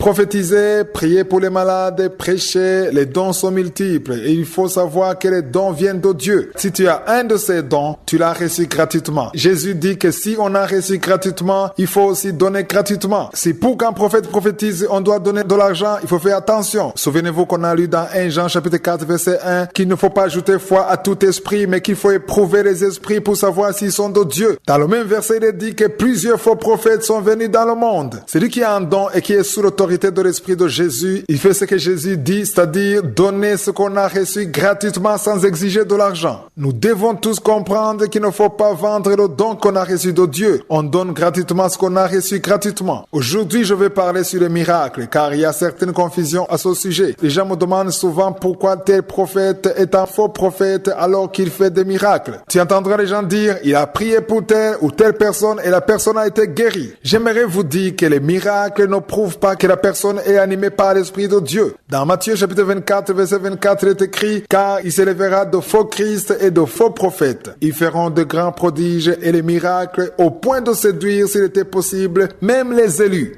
Ici, on voit bien que les faux miracles existent car certains fabriquent des miracles, mais il y en a d'autres qui ont le pouvoir de faire des miracles, malgré que ce pouvoir ne vient pas de Dieu. Ce pouvoir vient dans notre esprit qui n'est pas l'esprit de Dieu. Cela n'a pas commencé avec le Nouveau Testament car même dans l'Ancien Testament, des choses pareilles se produisaient. Dans Exode chapitre 7, nous voyons que Dieu a utilisé Moïse pour faire des miracles. Il était avec Aaron pour montrer sa puissance et pour qu'il laisse aller son peuple. Aaron était avec Moïse. Il a pris sa verge, il a jeté par terre et elle est devenu un serpent. Pharaon qui ne croyait même pas en Dieu, il avait d'autres dieux, il servait des mauvais esprits et a dit à ses sorciers de faire la même chose. Et ils ont fait la même chose. Ils ont imité le miracle de Moïse. La verge ou le bâton s'est transformé en serpent qui ressemblait étrangement à celui de Moïse. Cela nous montre que Satan a aussi la puissance d'imiter Dieu. Il y a des choses qu'il peut faire. Quelqu'un peut prophétiser alors qu'il ne prophétise pas au nom de Dieu, mais au nom d'un autre esprit. Jeudi de la semaine passée, nous avons lu dans 1 Jean chapitre 4, verset 1. Il est écrit, « Bien-aimés, n'ajoutez pas foi à tout esprit, mais éprouvez les esprits pour savoir s'ils sont de Dieu, car plusieurs faux prophètes sont venus dans le monde. » Les miracles ne suffisent pas. Il faut vérifier si la personne a les fruits qui prouvent qu'elle vient réellement de Dieu. Je me sens inspiré à parler aujourd'hui à tous ceux qui vivent avec un esprit de culpabilité en eux. S'il y a une voix qui t'accuse et surtout qui te montre ton passé et te montre tout ce que tu as fait et surtout et te dit que tu ne peux pas être pardonné pour tout ce que tu as fait. Vous êtes-il déjà arrivé de vivre une telle situation? Si tu entends cette voix qui t'accuse, qui te dit que tu ne pourras pas être pardonné, cette voix te dit des mensonges. Mais si par contre, il y a une voix qui te montre le péché que tu as commis, qui te dit que tout ce que tu as fait n'est pas bien, c'est une voix positive. C'est la voix de la conscience. C'est à travers cette voix que le Saint-Esprit parle. Ton cœur te montre qu'il faut te repentir. Si tu es en train d'écouter Kanguka en ce moment et ce message te concerne, c'est une occasion qui t'est offerte pour te repentir. Si tu entends une voix qui te dit que tu ne changeras jamais, que tu n'as aucun avenir, cette voix est la voix de Satan. La parole de Dieu montre clairement que peu importe ce que tu as fait dans le passé, si tu choisis d'accepter Jésus dans ta vie, tout sera effacé. Ça ne fait rien même si tu as avorté plusieurs fois, peu importe les péchés que tu as commis, si tu as menti, tué, volé, tout ce que tu as fait, tu l'as fait dans l'ignorance. Tu n'avais pas le Saint-Esprit en toi. Tu n'entendais pas la voix de Dieu. Tu faisais tout ce que tu voulais, tout ce que tu pensais être bon. Tu n'avais aucun contrôle. Si tu choisis en ce moment même de recevoir Jésus dans ta vie, si tu choisis de te repentir, changer de vie, tout ce que tu as fait sera effacé. Le sang de Jésus a été versé pour effacer les péchés commis. Certains reçoivent le salut, mais continuent de se culpabiliser à propos de leur passé. Tu as fait des choses qui n'étaient pas correctes. Tu as peut-être tué ou violé des femmes, peu importe ce que tu as fait. L'essentiel est qu'aujourd'hui, Jésus veut ton cœur. Il veut te remettre sur le droit chemin. Il ne faut plus écouter les voix qui te mentent. Tu es peut-être en train de te dire que même Dieu ne peut pas te pardonner, mais tu te trompes car Dieu est capable de te pardonner. Tout ce qu'il te demande, c'est que tu reconnaisses ce que tu as fait. Viens à lui, mets-toi à genoux, appelle-le et demande-lui la force de ne plus recommencer. Tu ne peux pas t'en sortir seul, mais Jésus est capable de t'en sortir. La parole que je veux te donner aujourd'hui se trouve dans le livre des Actes, chapitre 17, verset 30. Il est écrit, « Dieu sans tenir compte des temps d'ignorance, annonce maintenant à tous les hommes, en tout lieu, qu'ils aient à se repentir. »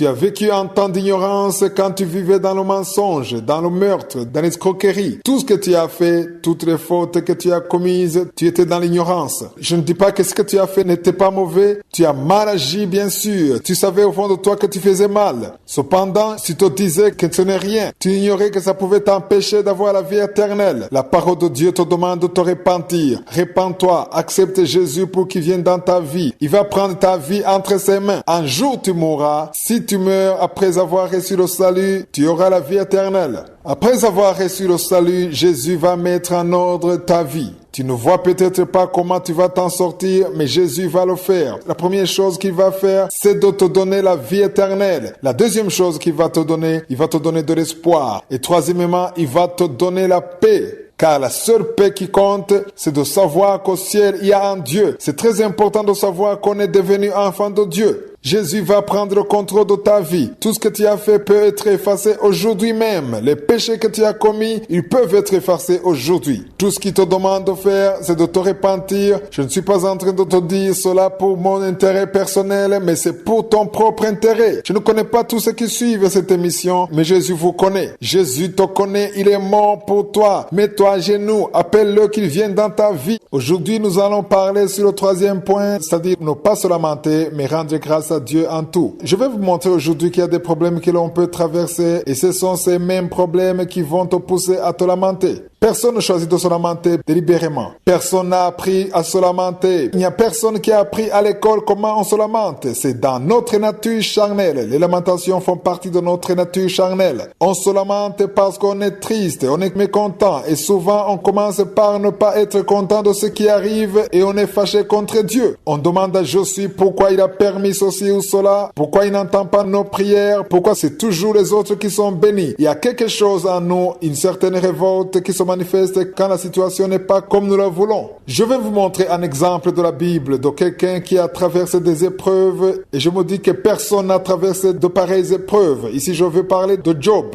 Disons dans Job 2, versets 9 à 10. Job a traversé beaucoup d'épreuves. Il a perdu ses enfants, il a perdu son troupeau, il a été malade jusqu'à être près de la mort et c'est Dieu lui-même qui a permis à Satan de le tenter. Lisez bien au verset 9 pour voir ce que sa femme lui a dit. Elle lui a dit, tu demeures ferme dans ton intégrité, maudis Dieu et meurs. Ça, c'est le conseil de sa femme. Le diable peut te demander pourquoi tu continues à être juste alors que Dieu t'a abandonné. C'est important que tu comprennes que tu peux avoir des problèmes alors que tu crois en Dieu. La voix de la femme de Job représente la voix de Satan qui est en train de te dire de maudire Dieu. C'est quoi au juste, maudire Dieu? C'est prononcer de mauvaises paroles, des paroles qui ne montrent aucune crainte de Dieu. Il y a des gens qui manquent du respect à Dieu, qui font des menaces à Dieu. Voyons d'abord la réponse de Job à sa femme. Au verset 10, Job lui a répondu en disant, tu parles comme une insensée. Quoi? Nous recevons de Dieu le bien et nous ne recevions pas aussi le mal. En tout cela, Job ne pécha point par ses lèvres. J'aime beaucoup la dernière partie, que Job n'a pas péché par ses lèvres, malgré toutes les souffrances. C'est important de comprendre que Dieu peut permettre le mal dans nos vies.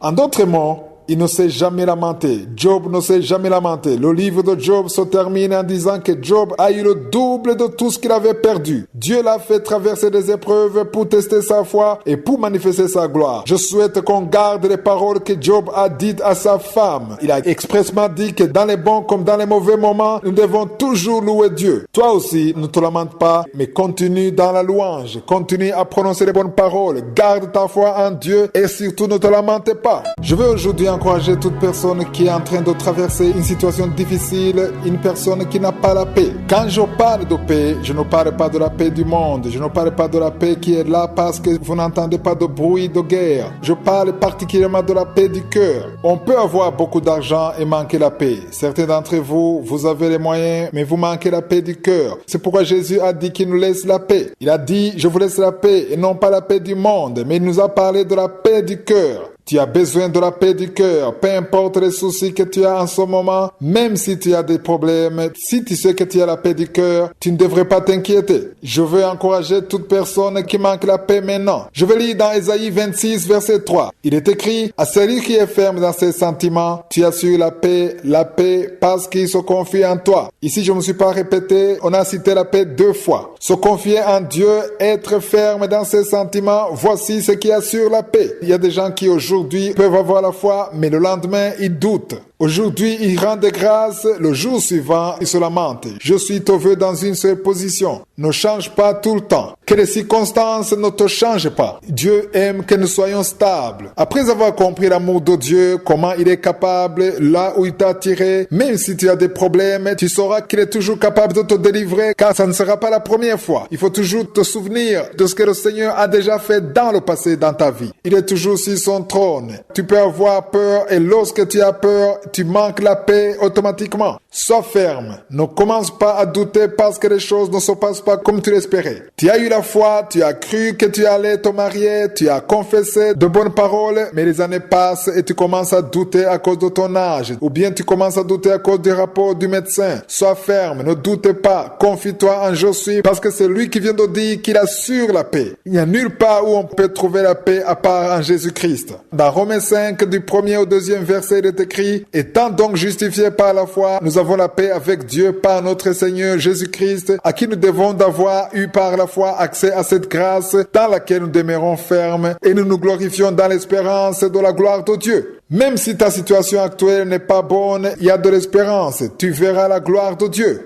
Je veux encourager toute personne qui ne se sent pas bien, qui a l'impression que le monde est ta mère. Tu te demandes pourquoi les autres sont à l'aise et non pas toi. Pourquoi tu n'arrives pas à trouver le bonheur. Tu passes toutes les nuits en pleurant. La parole de Dieu est en train de t'encourager. Il faut savoir qu'il y a l'espérance de la gloire de Dieu. Satan te trompe en essayant de te montrer que tu n'as pas d'avenir, que tout est bloqué, que tu ne réussiras jamais, mais tout ça, ce sont des mensonges. Jésus veut te donner la paix, non pas la paix du monde, mais une paix qui te garantit que tout est possible à Dieu. Je suis t'aime, même si tout le monde t'abandonnerait, je suis ne peut jamais t'abandonner. C'est très rassurant de savoir que quand on se confie en Dieu, comme nous l'avons lu dans Ésaïe 26, il assure la paix parce qu'on s'est confié en lui. Je suis ne peut jamais abandonner quelqu'un qui se confie en lui. Chaque fois que tu gardes tes yeux sur je suis, chaque fois que tu te confies en lui, même si ce n'est pas facile, je suis ne te tournera pas le dos. Je ne sais pas par quel chemin il va passer, ni quand il le fera, mais je t'assure qu'il ne t'abandonnera pas, il te secourra, car toute personne qui croit en lui sera toujours délivrée par Jésus. Il est très fidèle et il viendra à ton secours. Shalom chers auditeurs de l'émission Kanguka, mon nom est Chris Ndikumana, aujourd'hui nous sommes lundi. Je salue toute personne qui prend le temps de prier pour Kanguka. Je rends grâce à Dieu pour tous ceux qui prient pour nous. Si tu pries pour cette émission, sache que tu auras une récompense car nous ne pourrions jamais faire ce que nous faisons sans la prière. Je vous rappelle toujours de prier pour tous ceux qui nous soutiennent financièrement, prier pour Kanguka et aux partenaires de Kanguka, même si vous ne les connaissez pas. Que toute la gloire revienne à Je suis. Je suis est le nom de Dieu comme nous le lisons dans Exode 3 verset 14. Je commence toujours la semaine en vous rappelant la devise de Kanguka. Il s'agit de 3 points. Premièrement, nous devons accepter la volonté de Dieu même si elle est différente de la nôtre. Deuxièmement, nous devons prier tous les jours. Troisièmement, il ne faut pas se lamenter, mais nous devons rendre grâce à Dieu. Aujourd'hui, je vais parler sur le premier point, c'est-à-dire accepter la volonté de Dieu même lorsqu'elle est différente de la nôtre. Ce n'est pas facile d'accepter la volonté de Dieu lorsqu'elle est différente de la nôtre. Lisons maintenant dans Hébreux 10, versets 35 à 36. Il est écrit: n'abandonnez donc pas votre assurance à laquelle est attachée une très grande rémunération. Le verset 36 est celui qui m'intéresse beaucoup. Il est écrit: car vous avez besoin de persévérance afin qu'après avoir accompli la volonté de Dieu, vous obteniez ce qui vous est promis. Il y a des choses que Dieu t'a promises. Certaines promesses sont écrites dans la Bible. En général, on peut lire dans la Bible les promesses qui ont été faites à toute personne qui croit. La guérison est l'une des promesses de Dieu. C'est l'une des promesses que Dieu a données à ceux qui croient. La parole de Dieu dit que Jésus a été crucifié à la croix afin que tous ceux qui croient puissent prier en son nom et recevoir la guérison. La parole de Dieu dit que c'est à travers ces maîtrisures que nous sommes guéris. La guérison, c'est une des promesses qu'ont reçues ceux qui croient. La délivrance aussi, ça fait partie des promesses. Ceux qui sont liés par les démons peuvent être délivrés. Il y a des liens sataniques qui peuvent être rompus. Il y a des malédictions que nous subissons alors que ça ne devrait pas être le cas. La parole de Dieu dit que Jésus a porté toutes les malédictions à la croix. Jésus est devenu malédiction pour que nous puissions être délivrés. Le verset 36 est en train de nous montrer que nous devons être persévérants. Beaucoup de personnes n'atteignent jamais les promesses de Dieu à leur égard parce qu'ils se relâchent. Ils commencent à prier, mais après ils se lassent et ne prient plus. Le découragement vient surtout lorsqu'on voit des choses qui sont différentes de nos attentes. Le verset 36 nous encourage beaucoup. Si tu es en train de prier, continue, persévère. Si tu arrives de jeûner, ne laisse pas tomber, continue et n'oublie jamais de te conformer à la volonté de Dieu, car il est écrit, afin qu'après avoir accompli la volonté de Dieu, vous obteniez ce que vous est promis. Accepter la volonté de Dieu n'est pas suffisant. Il faut aussi persévérer. L'heure de Dieu est venue, tu auras ce qui t'a été promis. Je vais encore une fois parler sur le fait de préparer la journée très tôt le matin. Il y a des portes qui doivent être fermées et d'autres qui doivent être ouvertes. Certains veulent que toutes les portes soient ouvertes ou bien qu'ils obtiennent tout ce qu'ils veulent. Mais une personne réveillée prie, elle ferme et ouvre des portes. Je vous assure que beaucoup de portes seront ouvertes si vous priez dans la foi, car quand on prie conformément à la volonté de Dieu, il intervient toujours et il agit. Dans 1 Jean 5, verset 14 à 15, il est écrit, nous avons auprès de lui cette assurance que si nous demandons quelque chose selon sa volonté, il nous écoute. Et si nous savons qu'il nous écoute, quelque chose que nous demandions, nous savons que nous possédons la chose que nous lui avons demandé. Chaque matin, quand tu pries, confie ta journée entre les mains de Dieu, demande à l'Esprit Saint de te diriger là où il veut. L'Esprit Saint est le consolateur que Jésus nous a promis. Il nous conduira dans toute la vérité. Dans Romains 8, 14, nous lisons que tous ceux qui sont conduits par l'Esprit de Dieu sont fils de Dieu. Je vais vous donner un exemple qui montre comment les disciples étaient conduits par l'Esprit de Dieu. Des fois, ils voulaient aller dans un endroit et ils pensaient que c'était un bon choix, mais l'Esprit de Dieu les interdisait d'y aller. Et quand l'Esprit leur disait cela, ils changeaient de direction. Nous pouvons voir cela dans Actes 16, versets 6 à 9. Lisons ce passage. Il est écrit, « Ayant été empêchés par le Saint-Esprit d'annoncer la parole dans l'Asie, ils traversaient la Phrygie et le pays de Galatie. Arrivés près de la Mysie, ils se disposaient à entrer en Bithynie, mais l'Esprit de Jésus ne le leur permit pas. Il franchit alors la Mysie et descendit à Troas.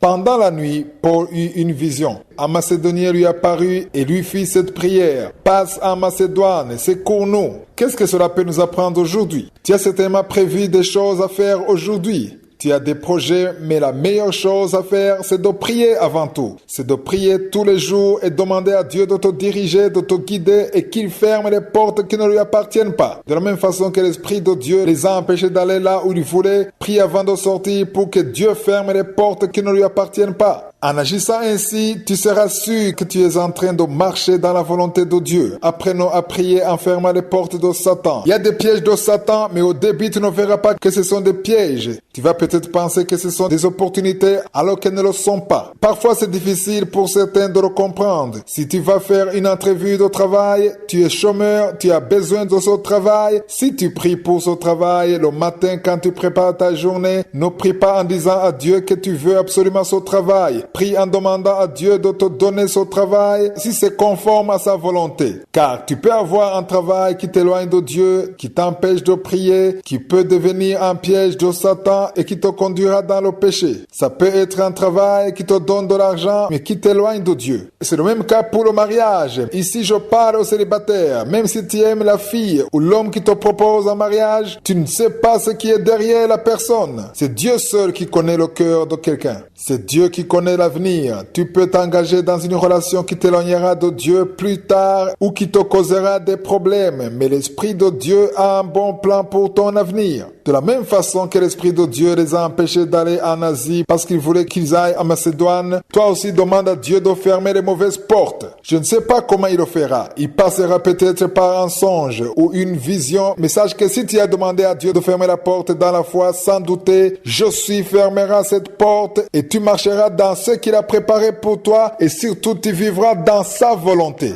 Pour ceux qui ont suivi l'émission d'hier, nous avons parlé de la persévérance.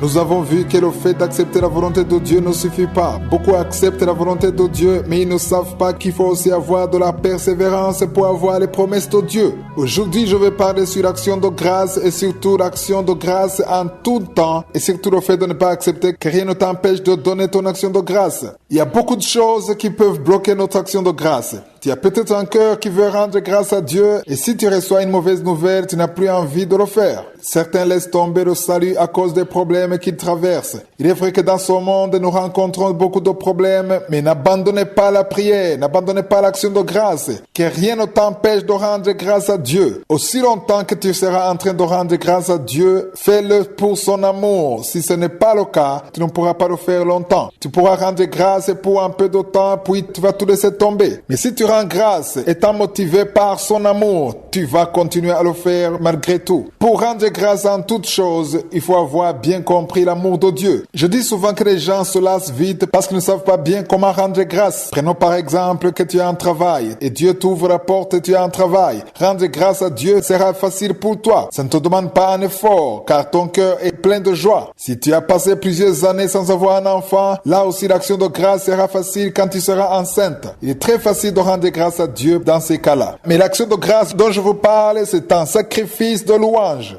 Je veux qu'on lise dans Romains 8, verset 35. En ce moment même, il y a des gens qui sont dans une situation difficile. Tu te sens mal. Au travail, ça ne va pas. Dans ton mariage, ça ne va pas. Tu as prié pour avoir la guérison, mais jusqu'ici, tu ne l'as pas encore eu. Tu as prié pour avoir un enfant, mais tu ne l'as pas encore eu. Tu as envie de tout laisser tomber. Tu n'as plus la foi et tu ne pries plus. L'amour que tu avais pour Christ tout au début de ta conversion n'est plus le même aujourd'hui. Tu as l'impression que Dieu ne t'aime pas. Tu as l'impression qu'il aime les autres. C'est un mensonge de Satan. Dieu t'aime beaucoup et rien ne doit te séparer de Christ. La parole de Dieu dit que Christ est mort pour tous. Si tu crois à cette vérité biblique, ça veut dire qu'il est venu faire le bien à tout le monde. N'accepte plus la voix qui te dit que tu n'es pas parmi ceux qui vont bénéficier de sa bonté. Ton heure n'est peut-être pas arrivée, mais rien ne doit te séparer de l'amour de Christ. Lisons maintenant Romains 8, 35. Il est écrit, « Qui nous séparera de l'amour de Christ? Sera-ce la tribulation, ou l'angoisse, ou la persécution, ou la faim, ou la nudité, ou le péril, ou l'épée? »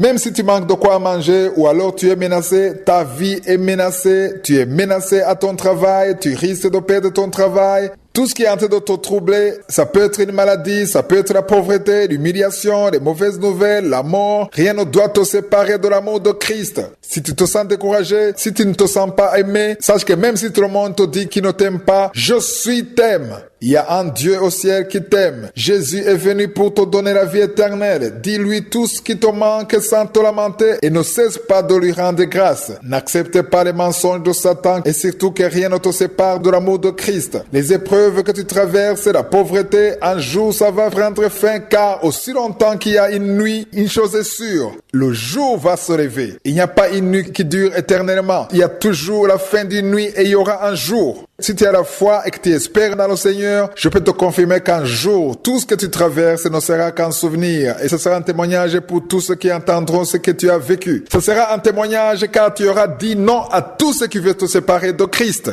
J'étais en train de vous dire que certains sont encore dans l'Ancien Testament quand il s'agit de donner. Il ne s'agit pas de donner uniquement. Je vous ai expliqué que Jésus est venu pour nous faire passer de l'Ancien vers le Nouveau Testament. Il n'est pas venu pour abolir la loi, mais il est venu pour l'accomplir, car toute la loi parlait de Jésus. Nous avons lu dans Galates 3, versets 24 et 25, ce que Paul dit quand il dit que la loi était comme un pédagogue qui nous dirigeait vers Christ. Beaucoup pensent que quand on parle de la loi, il s'agit uniquement des 10 commandements, mais la loi contenait 613 commandements. L'objectif était Christ. Dans Galates 3, verset 24, il est écrit « Ainsi la loi a été comme un pédagogue pour nous conduire à Christ afin que nous fussions justifiés par la foi. » Si nous continuons au verset 25, il est dit que la foi étant venue, nous ne sommes plus sous ce pédagogue. Ici, on décrit la loi comme le pédagogue ou un enseignant. La parole sur laquelle je me suis appuyé est dans 2 Corinthiens 9, verset 7. L'Ancien Testament est différent du Nouveau Testament. Dans le Nouveau Testament, il faut donner avec joie car Dieu aime celui qui donne avec joie. C'est ce qui est expliqué dans ce verset, 2 Corinthiens 9, verset 7. C'est à toi de choisir ce que tu donnes. C'est entre toi et Dieu. Les autres n'ont pas besoin de connaître ce que tu es en train de donner car c'est ton affaire entre toi et Dieu. C'est pourquoi lorsque Jésus était en train d'enseigner dans Matthieu 6, verset 3, il dit « Mais quand tu fais l'aumône, que ta main gauche ne sache pas ce que fait ta droite. Aujourd'hui, j'ai remarqué que la plupart de ceux qui donnent ne sont pas du tout contents. Je le dis parce que beaucoup me le disent. Ils ne donnent pas avec joie à cause de l'intimidation des dirigeants dans l'église. Ils décident de donner, ils le font pour qu'on ne leur demande pas pourquoi ils n'ont pas donné. Autre chose, c'est qu'ils donnent sans joie parce qu'ils ont peur d'être maudits. Ils ont été enseignés que s'ils ne le font pas, ils seront maudits. C'est ici la contrainte dont parle ce verset. On ne donne pas par peur ou par pression, mais on donne parce qu'on a eu la révélation et qu'on sait ce qu'on est en train de faire. Je vais répéter cela dans des mots très clairs et compréhensibles. Dans tout ce que tu donnes, si tu le fais sans joie, si tu le fais dans la tristesse, tu n'es pas en train de donner à Dieu, car Dieu aime ceux qui donnent avec joie. Si tu donnes parce qu'on t'oblige à donner, ça veut dire que tu n'es pas en train de donner à Je suis, car il veut que tu donnes avec joie. Examine-toi maintenant. Si pendant que tu donnes, tu n'éprouves aucune joie à donner, retourne dans la présence de Dieu, prie afin que tu puisses donner avec joie. Il faut que ça soit une forme d'adoration. Dans Matthieu 6, verset 21, il est écrit, « Car là où est ton trésor, là aussi sera ton cœur. Si tu y mets ton argent, il veut aussi voir ton cœur. » J'ai déjà donné un enseignement sur cela et ceux qui l'ont suivi ont pu être délivrés. Change et fais ce que ton cœur te dit de faire. Change ta façon de concevoir Jésus et donne avec joie, car si tu ne le fais pas, tu seras en train de faire plaisir aux hommes et non à Je suis, car il veut un cœur qui donne dans la joie. La chose la plus importante, c'est que tu donnes avec joie. Est-ce que tu es content de ce que tu donnes? Ou bien tu es sous pression ou tu as peur? Il faut que tu donnes sans contrainte ni tristesse. Je vais encore une fois vous rappeler qu'il est important de s'examiner avant de sortir de la maison. J'aime beaucoup cette attitude car nous recevons beaucoup de témoignages de vies transformées. Avant, je croyais que tous les jours se ressemblent. Je me réveillais et je continuais ma vie comme les autres se lèvent. Je mangeais comme les autres mangent et le jour se terminait ainsi. Des fois, je cherchais des choses pour passer le temps, regarder un film ou aller voir des amis. Tous les jours se ressemblaient, ce qui n'est pas le cas pour une personne qui est réveillée. Tu devrais donner de la valeur à chaque jour qui se lève. Si tu es en train d'écouter Kanguka ce matin, sache que ce jour est un nouveau jour. Ce jour n'a jamais existé avant. C'est Je suis qui crée les jours. Ce n'est pas un hasard. De la même façon que Dieu t'a créé, il a aussi créé le jour. Ce jour, Dieu l'a préparé pour toi. Si tu as déjà compris que c'est un nouveau jour, sache que tu as un rôle à jouer. Ton attitude va déterminer si oui ou non ton jour va bien se dérouler ou pas. C'est un nouveau jour. C'est très important de comprendre que c'est un nouveau jour qui n'a jamais existé. Je suis le connaissait bien avant. C'est lui qui l'a créé. Sache qu'il y a des choses que Je suis a préparées pour toi. Partout où tu vas aller, assure-toi que Je suis est avec toi. Beaucoup de personnes appellent Je suis lorsqu'ils rencontrent des difficultés. Il ne faut pas que tu l'appelles quand tu auras des problèmes. N'attends pas de problèmes pour appeler Je suis. Il faut l'appeler dès le début de la journée. Ne sors pas de la maison sans prier. Il faut pas quitter la maison sans parler à Je suis. Demande-lui de marcher avec toi. Si tu rencontres des difficultés ou que tu es attaqué au cours de la journée, rappelle-toi que tu as parlé à Je suis et garde tes yeux sur lui.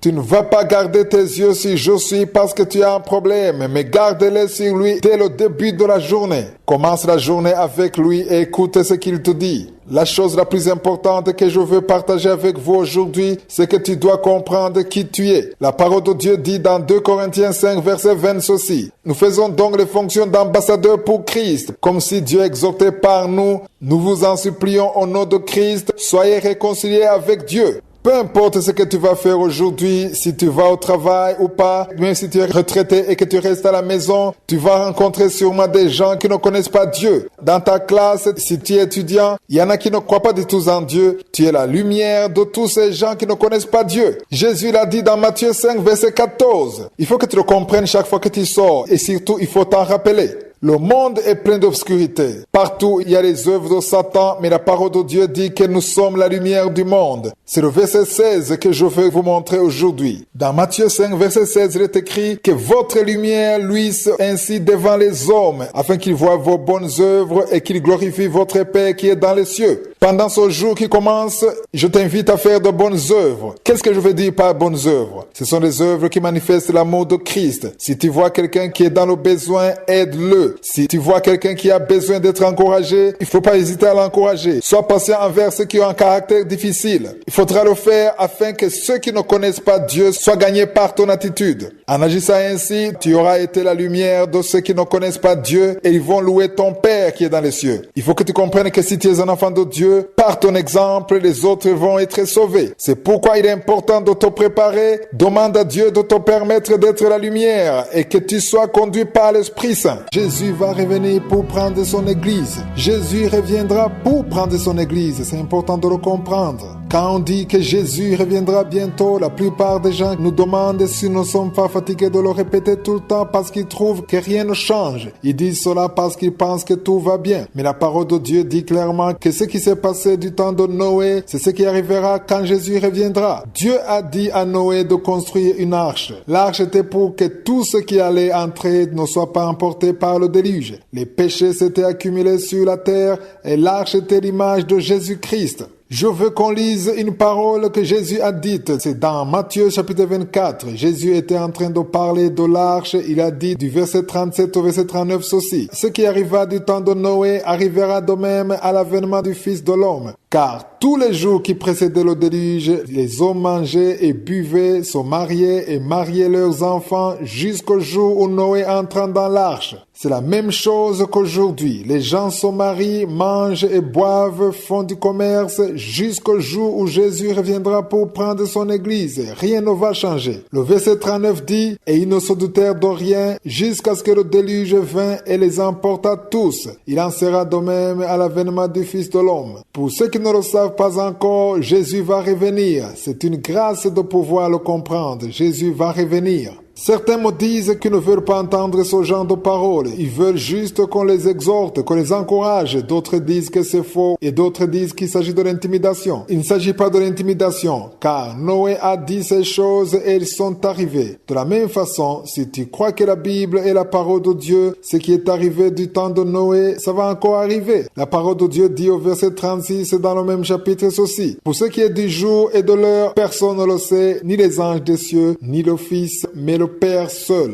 Nous savons tous que le voleur n'avertit jamais quand il vient. Et c'est comme ça que Jésus va revenir. Ce n'est pas de l'intimidation, mais c'est un avertissement pour ceux qui ne sont pas encore préparés afin qu'ils se préparent. L'émission de vendredi est là pour donner une opportunité à ceux qui veulent accepter Jésus. C'est le premier cadeau que tu peux avoir. Le salut et la vie éternelle. Accepter Jésus dans ta vie et recevoir le pardon de tous tes péchés, être sûr que même si tu meurs, tu as la vie éternelle, on ne peut pas demander mieux. C'est parfois difficile pour moi de comprendre comment on peut supplier quelqu'un de recevoir Jésus dans sa vie. Je ne te demande pas de l'argent, je t'invite juste à recevoir Jésus pour ton intérêt. C'est ta vie, c'est ton âme. Et si tu entends la voix du Saint-Esprit, humilie-toi, répands-toi. Et si tu le fais, Jésus va venir dans ta vie, il va te transformer et tu auras la garantie d'aller au ciel. Ça ne sert à rien d'avoir uniquement des choses dans cette vie, car ce monde prendra fin. Tout l'argent que tu possèdes finira. Les péchés dans lesquels tu vis sont en train de te tuer. Jésus veut te donner la vie éternelle. Prosterne-toi devant lui, prie, il va te transformer. Si tu veux qu'on t'aide, tu peux nous appeler au 00-257 75 11 47 39. Toutes les prophéties ne viennent pas forcément de Dieu.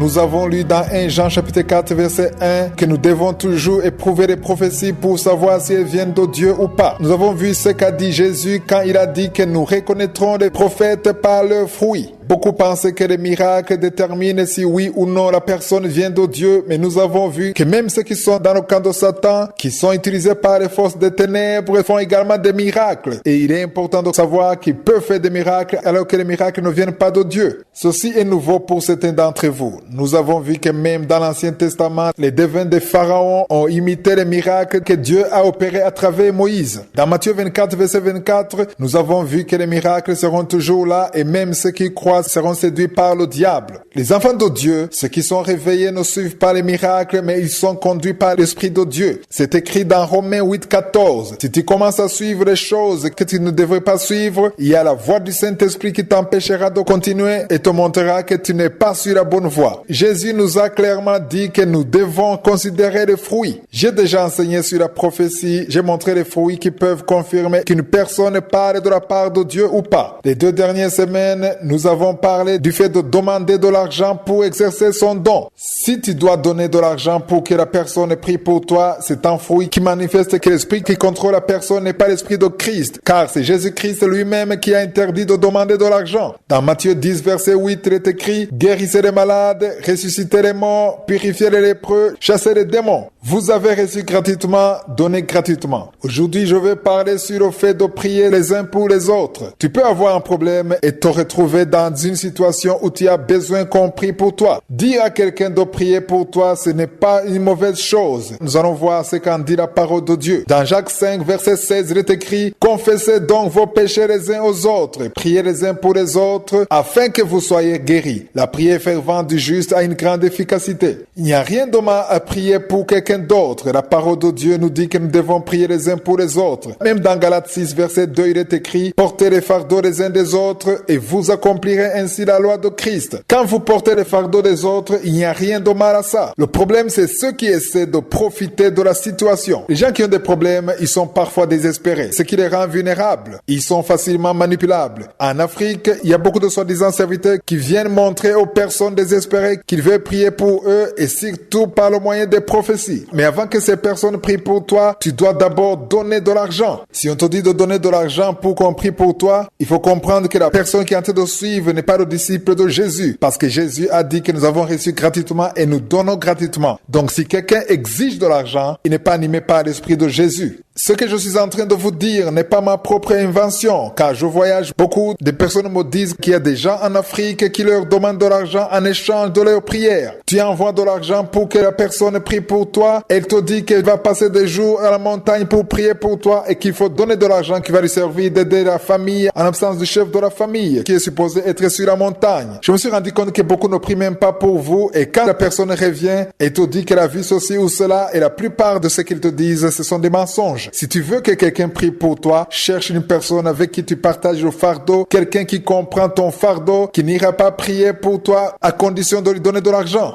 Celle-ci va prier à cause de l'amour de Christ et Dieu entendra cette prière. Mais si elle prie pour toi parce que tu lui as donné de l'argent, elle devra te donner un rapport pour te satisfaire. Et cela ne viendra pas forcément de Dieu. Soyez réveillés. Ne courez plus à gauche à droite pour chercher des gens qui prient pour vous, mais plutôt mettez l'amour en avant. Cherchez des gens avec qui vous avez la même foi, qui vont prier pour vous parce que vous partagez les mêmes fardeaux. Priez les uns pour les autres, car la parole de Dieu dit: portez les fardeaux les uns des autres. Nous l'avons lu dans le livre de Jacques. Si tu penses que tu ne fais rien de mal, tu es une personne honnête, tu ne triches pas, tu ne vis pas dans le mensonge ou le vol, tu ne trompes pas ton mari ou ta femme, je dois te dire que tu te trompes, car chacun d'entre nous a besoin du salut. Tout le monde a besoin du salut. Tu penses que ce sont les autres qui ont besoin du salut parce qu'ils font des choses qui ne sont pas bien, et tu te dis que tu n'as pas besoin d'être sauvé. Parfois, les gens se disent qu'ils sont bien éduqués, polis, ils ont une très bonne réputation là où ils travaillent, mais cela ne suffit pas. Je vais te montrer ce que dit la parole de Dieu dans Romains 3, verset 23. Il est clair que nous avons tous besoin du salut. Le passage dit: car tous ont péché et sont privés de la gloire de Dieu. Nous avons bien entendu que tous ont péché. Si tu es en train d'écouter cette émission, ne dis pas que ça ne te concerne pas. Il ne faut pas te dire que ça concerne les autres. Certains pensent que ça concerne les autres en disant que ce sont les autres qui ont besoin du salut. Tu peux penser que tu es juste, que tu n'as aucun problème, que tu n'es pas mauvais, mais cette parole nous dit que tous ont péché, sans exception. Chacun d'entre nous naît dans le péché, ce qui veut dire que nous avons tous besoin du salut. Jésus est venu pour tous ceux qui ont besoin du salut. Nous le voyons dans Luc 5, verset 31 à 32. Les docteurs sont là parce qu'il y a des malades. Si tout le monde se portait bien sans qu'il y ait un seul malade, les médecins seraient au chômage. Comme nous l'avons lu, Jésus est venu pour les pécheurs. Tu es en train d'écouter cette émission et tu te dis que ça ne te regarde pas parce que tu n'as aucun problème avec ceux qui habitent avec toi. Tu te comportes bien avec eux. Tu as un bon comportement envers tout le monde. J'aimerais te dire que ton bon comportement ne te conduira pas au ciel. Les bonnes manières ne te conduisent pas au ciel. Il n'y a qu'un seul chemin pour aller au ciel. Et ce chemin s'appelle Jésus-Christ. Il faut l'accepter comme ton Seigneur et ton Sauveur afin qu'il te sauve. Dans Luc chapitre 5, verset 32, il est écrit: je ne suis pas venu appeler à la repentance des justes, mais des pécheurs. La première chose dont tu as besoin pour être sauvé, pour être délivré, pour devenir un enfant de Dieu, c'est accepter que tu es un pécheur. Si tu penses que ce sont les autres qui ont besoin du salut, qui ont besoin d'entendre la parole de Dieu, ça veut dire que tu n'as pas encore accepté que tu es un pécheur. D'abord, tu dois accepter que tu es un pécheur. Ensuite, tu seras délivré par le sang de Jésus et tu deviendras un enfant de Dieu. Seul le sang de Jésus est capable de te justifier. Tu seras appelé juste alors que tu ne l'étais pas. Si tu n'as pas encore accepté que tu es un pécheur, le salut ne te servira pas à grand chose. Jésus n'est pas venu pour ceux qui se considèrent comme justes, mais il est venu pour ceux qui acceptent et reconnaissent qu'ils sont pécheurs. Si tu acceptes que tu es un pécheur, que ta vie n'est pas correcte sans Jésus, il se pourrait que tu ne fais pas ce que nous entendons dans les témoignages, parce que dans les témoignages, on entend beaucoup de choses. Il y a des choses honteuses. On entend des gens qui trompent leurs femmes, qui trompent leurs maris, qui avortent, qui tuent, qui trichent, qui volent. Peut-être que tu ne fais pas ces choses, mais même si tu ne fais pas ces choses, ça ne fait pas de toi juste. Tu as besoin du salut. Tu as besoin de Jésus. Tout le monde a besoin du salut. La seule chose qui te rendra juste, c'est le fait d'accepter Jésus comme ton Seigneur et ton Sauveur. Si tu n'as pas encore appelé pour qu'il te lave, pour qu'il te purifie, fais-le car tu as besoin du salut. Si tu veux que ton nom soit écrit dans le livre de la vie, si tu veux commencer une nouvelle vie, mets-toi à genoux et appelle Jésus où tu te trouves. Il va venir dans ta vie. Se lamenter est une mauvaise chose. Beaucoup l'ont déjà compris. Cependant, même si beaucoup l'ont compris, c'est difficile de le faire surtout lorsqu'on traverse une situation difficile. Nous voulons toujours obtenir ce que nous voulons. Beaucoup prient pour avoir la réponse, la solution à leurs problèmes. Celui qui veut accepter la volonté de Dieu quand elle est différente de la sienne, il doit prier avant que cette même situation arrive. Tout dépend de comment tu te prépares. C'est peut-être des choses qui ne te plaisent pas, mais tu dois l'accepter. Comment est-ce que tu vas savoir si tu es parvenu à accepter la volonté de Dieu? C'est quand elle va se réaliser et que toi tu ne te lamentes même pas. Se lamenter, c'est toujours se demander pourquoi. Pourquoi ton travail te fatigue autant? Pourquoi ton enfant te cause des problèmes? Pourquoi tu n'as pas d'enfant comme les autres? Pourquoi tu n'avances pas dans la vie? Pourquoi tout ce que tu fais semble ne pas marcher? Toutes ces paroles que tu prononces, tes accusations envers Dieu, toutes ces paroles sont des paroles de lamentation. Dans l'étude du livre de Nombre, nous avons beaucoup parlé sur les lamentations car les enfants d'Israël se sont beaucoup lamentés et ils se sont attirés la malédiction. Dans Nombre 14, versets 26 à 27, Dieu dit à Moïse et à Aaron ceci: « Jusqu'à quand laisserai-je cette méchante assemblée murmurer contre moi? J'ai entendu les murmures des enfants d'Israël qui murmuraient contre moi. » Ça, c'est nouveau pour certains d'entre vous. Il faut toujours savoir que Dieu entend toutes les paroles que tu prononces, même les lamentations qui restent dans ton cœur. Les paroles de désespoir, de déception, d'amertume montent dans les oreilles de Josué. C'est pourquoi dans le même chapitre, Nombre 14, verset 11, Dieu dit à Moïse ceci: « Jusqu'à quand ce peuple me méprisera-t-il? Jusqu'à quand ne croira-t-il pas en moi, malgré tous les prodiges que j'ai déjà fait au milieu de lui? » Comment est-ce qu'ils ont méprisé Dieu? C'est la question qu'on peut se poser ici. Ils l'ont fait chaque fois qu'ils ne croyaient pas en sa puissance, en ses miracles. Ils ont dit qu'ils préfèrent retourner en Égypte. Chaque fois que tu regrettes ta vie, que tu regrettes ce que Dieu te donne et que tu dis des paroles de lamentation, Dieu interprète cela comme du mépris. Si tu as confiance en Dieu, même quand il fait des choses qui ne sont pas conformes à ce que tu veux, à ce que tu entends, à tes préférences, si tu as déjà accepté la volonté de Dieu, tu rendras grâce en tout. Il faut accepter la volonté de Dieu même lorsqu'elle est différente de la tienne. C'est là que Josué va se manifester dans ta vie. Je veux parler spécialement à ceux qui ont le cœur brisé, qui sont dans la tristesse, dans l'amertume, dans les larmes. Certains d'entre vous passez vos nuits dans les pleurs. D'autres ne trouvent pas le sommeil à cause des problèmes qu'ils sont en train de traverser dans leur vie. Le monde dans lequel nous vivons est plein de problèmes. Il y a beaucoup de soucis dans cette vie. Et la plupart de ceux qui sont dans cette situation croient en Dieu. Ils sont sauvés, mais cela ne les empêche pas d'être désespérés. Leur vie n'a plus aucun sens et il leur arrive même de vouloir la mort. À ce stade, Satan te donne de mauvaises pensées, des pensées qui te séparent de Dieu. Au lieu de t'aider, ces pensées t'éloignent de plus en plus de Dieu. Si tu ne te sens pas concerné par ce que je viens de dire, si ta vie est parfaite, tu n'as aucun problème, alors ce message ne te concerne pas. Mais par contre, ce message concerne ceux qui sont dans une situation difficile. Tu as l'impression que les montagnes sont tombées sur toi. Tu ne vois rien devant toi. Tu ne vois rien derrière toi. Tu es découragé. Je veux t'annoncer qu'il y a une parole que j'ai apportée pour toi ce matin. Josué veut te parler. Il veut parler à ton cœur. Prends ta Bible et lis dans Psaume 34, verset 17 au verset 18.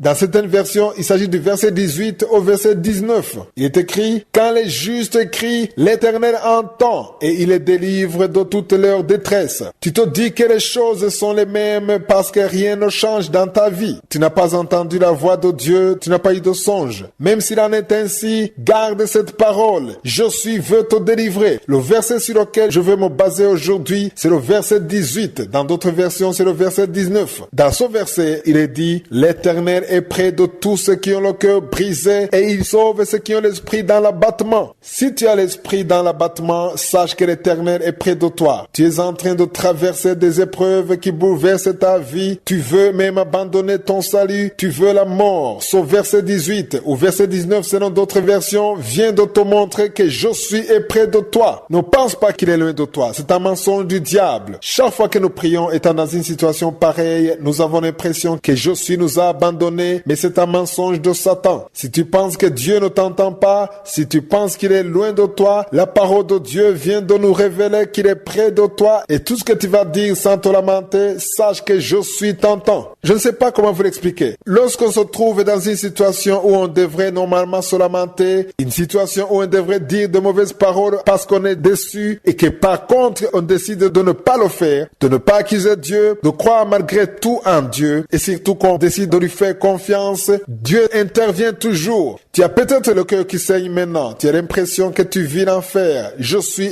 près de toi. Ouvre ta bouche et dis-lui merci. Parle-lui de ton problème et ne te lamente pas. Son heure venue, il va te secourir. Si tu pries sans préparer ton cœur, alors la prière sera juste une simple formule. Il n'y aura pas de vie. Lorsque tu prépares la journée, tu confies ta vie entre les mains de Je suis et tu t'attends à accepter ce que Je suis veut pour toi ce jour. Je vais encore une fois expliquer ce que veut dire préparer la journée car certains ne l'ont pas bien compris. Ils pensent que préparer la journée, c'est prendre autorité sur les circonstances de leur vie. Je vais rectifier un peu. Lorsque tu prépares la journée, tu ne décides pas de ce qui va se passer. Tu n'as pas le contrôle sur ta journée car tu ne sais pas ce qui va se passer ce jour. Tout ce que tu as à faire, c'est de bénir la journée. Je suis le seul qui a le contrôle sur ta journée. C'est lui qui a le dernier mot. C'est pourquoi je vous dis toujours que dans la prière, il faut fermer les portes de Satan et ouvrir les portes de Dieu. Que ce qui ne vient pas de Dieu ne t'arrive pas. On ne doit pas seulement le vouloir, mais il faut aussi prier pour ça. Celui qui prépare la journée doit toujours prier. Chaque fois que tu pries, tu prépares le chemin. Quand tu l'auras compris, tu vas commencer à rendre grâce étant encore à la maison. Tu vas rendre grâce pour ce qui va t'arriver et surtout pour ce que tu ne connais même pas. Il faut que tu comprennes que ce que tu connais, c'est peu par rapport à ce que tu ignores. Il y a des emails, des appels, des personnes qui vont t'appeler et tu ne sais pas ce qu'ils vont faire. Il y a beaucoup de choses qui vont t'arriver aujourd'hui que tu ignores. Il y a certainement des surprises. Mais il faut comprendre qu'il n'y a aucune surprise pour Je suis parce qu'il est omniscient. Il connaît tout. Aujourd'hui, quand tu prépares ta journée, parle à ton âme. Bien que tu ne peux pas contrôler ta journée, tu peux contrôler ton âme. La force que tu as n'est pas pour contrôler ta journée, mais c'est pour contrôler ton âme. Lisons dans Psaume 42, verset 5. Dans certaines versions, il s'agit du verset 6. Il est écrit, « Pourquoi t'as battu mon âme et gémis-tu au-dedans de moi? Espère en Dieu, car je le louerai encore. Il est mon salut et mon Dieu. »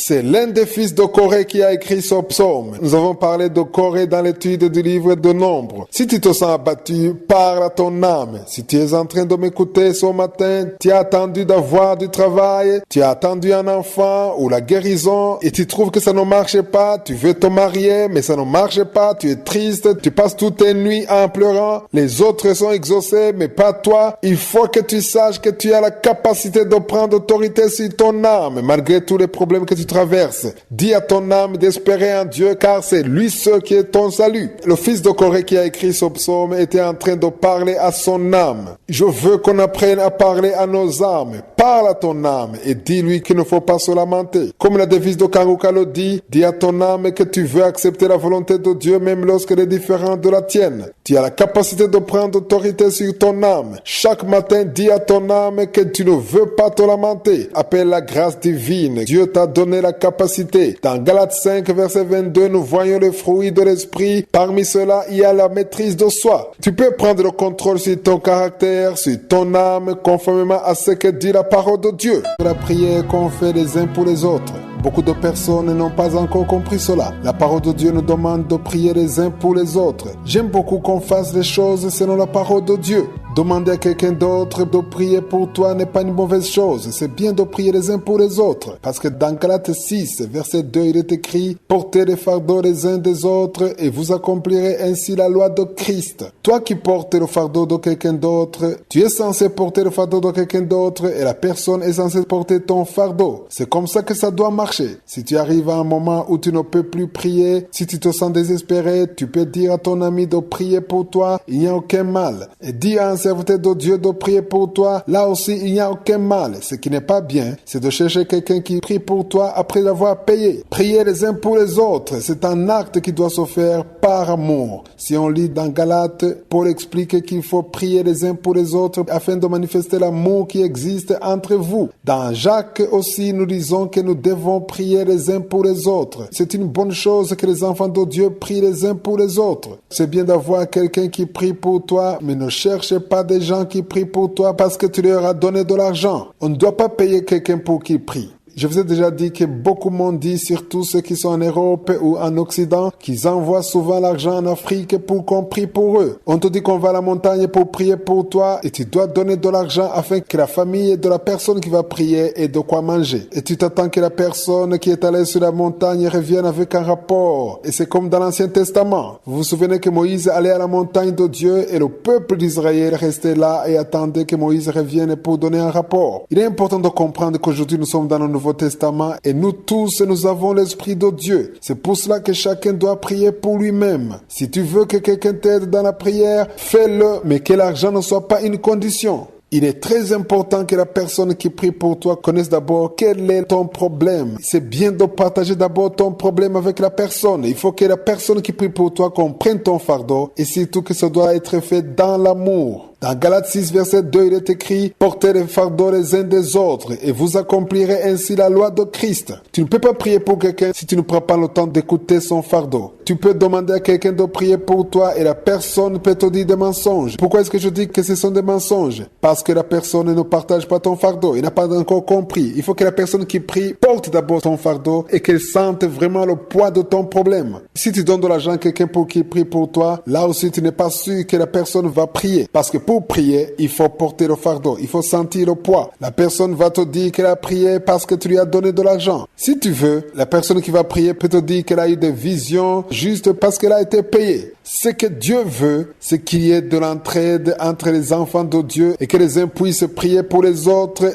dans l'amour. Ça ne doit pas être un commerce, c'est l'amour. La parole insiste sur l'amour. En rapport avec la prière qu'on fait les uns pour les autres, certains m'ont dit qu'ils ne comprennent pas pourquoi je demande toujours aux éditeurs de l'émission de Kanguka de prier pour moi. Ils ne le comprennent pas parce qu'ils se disent que c'est plutôt moi qui devrais prier pour eux. La parole de Dieu montre clairement qu'on doit toujours prier pour les serviteurs de Dieu, pour les dirigeants dans l'église et eux aussi, ils ont l'obligation de prier pour ceux qui nourrissent dans la parole. Ton pasteur doit prier pour toi. Et si tu es un pasteur, il faut prier pour les membres de ton église. Dans Éphésiens chapitre 1 verset 16, il est écrit « Je ne cesse de rendre grâce pour vous, faisant mention de vous dans mes prières. » Si on lit dans le même livre d'Éphésiens, c'est toujours Paul qui écrit et au 6e chapitre, il écrit du 19e au 20e verset en parlant toujours aux Éphésiens en disant « Priez pour moi afin qu'il me soit donné quand j'ouvre la bouche de faire connaître hardiment et librement le mystère de l'évangile pour lequel je suis ambassadeur dans les chaînes et que j'en parle avec assurance comme je dois en parler. » C'est pourquoi il est important de prier pour les serviteurs de Dieu. Priez pour moi aussi. Paul avait des révélations. Il n'avait aucun doute à propos de ce qu'il enseignait, mais il savait aussi qu'il était constamment attaqué par l'ennemi. Il savait qu'il y avait des esprits mauvais qui étaient contre lui et qui ne voulaient pas qu'il prêche la bonne nouvelle. C'est pourquoi il demandait qu'on prie pour lui pour qu'à chaque fois qu'il prêche,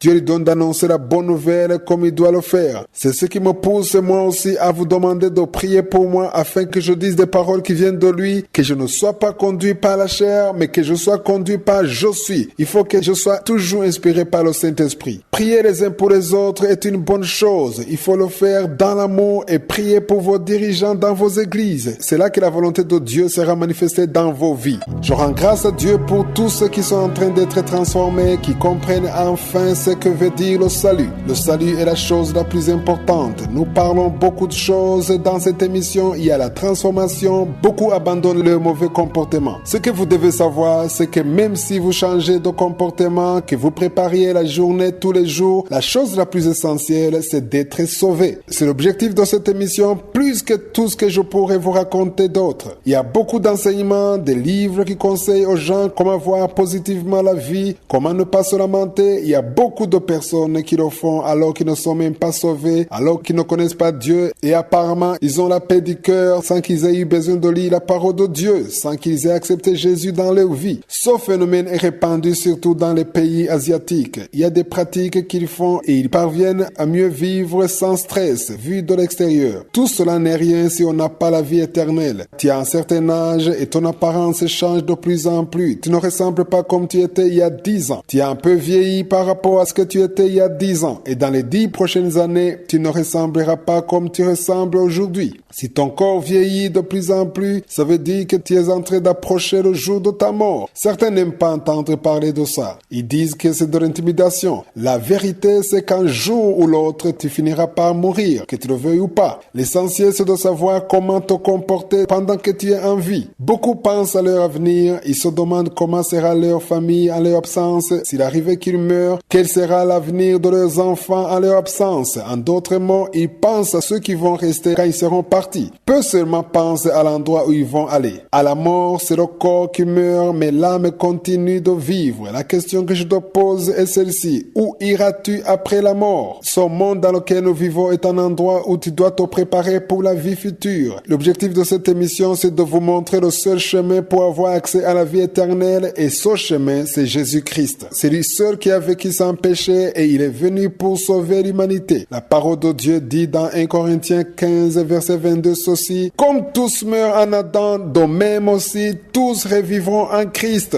C'est pourquoi je vous dis toujours que si vous voulez avoir la vie éternelle, il faut accepter Jésus, car s'il vient, c'est là que vous aurez la vie éternelle. La vie éternelle se manifeste en Jésus-Christ uniquement. La parole de Dieu l'explique clairement. On le voit dans les versets 23 et verset 24. Il est écrit: mais chacun en son rang, Christ comme prémisse, puis ceux qui appartiennent à Christ lors de son avènement. Ensuite viendra la fin, quand il remettra le royaume à celui qui est Dieu et Père, après avoir détruit toute domination, toute autorité et toute puissance. En acceptant Jésus dans ta vie, tu reçois la vie éternelle. Tu as l'autorité sur le péché et la puissance de Satan. Peu importe ce qui te lie en ce moment, si c'est l'alcool, si tu es fatigué par la vie que tu mènes, viens à Jésus. Comme ça, quand tu mourras en lui. J'aimerais te dire que si tu meurs n'étant pas en Jésus-Christ, tu seras mort dans le péché et tu ressusciteras pour être jugé. En Jésus-Christ, tu ressusciteras pour la vie éternelle. Tu seras revêtu d'une robe blanche, tu iras au ciel, tu auras la vie éternelle, là où tu ne pourras plus pleurer. Il n'y a pas de pleurs au ciel. Au ciel, il n'y a pas de souffrance. Au ciel, tu vas louer Dieu pour l'éternité. Si tu veux vivre cette vie, appelle Jésus pour qu'il vienne dans ta vie. Tu peux le faire là où tu te trouves. Tu te mets à genoux, tu l'appelles qu'il vienne dans ta vie.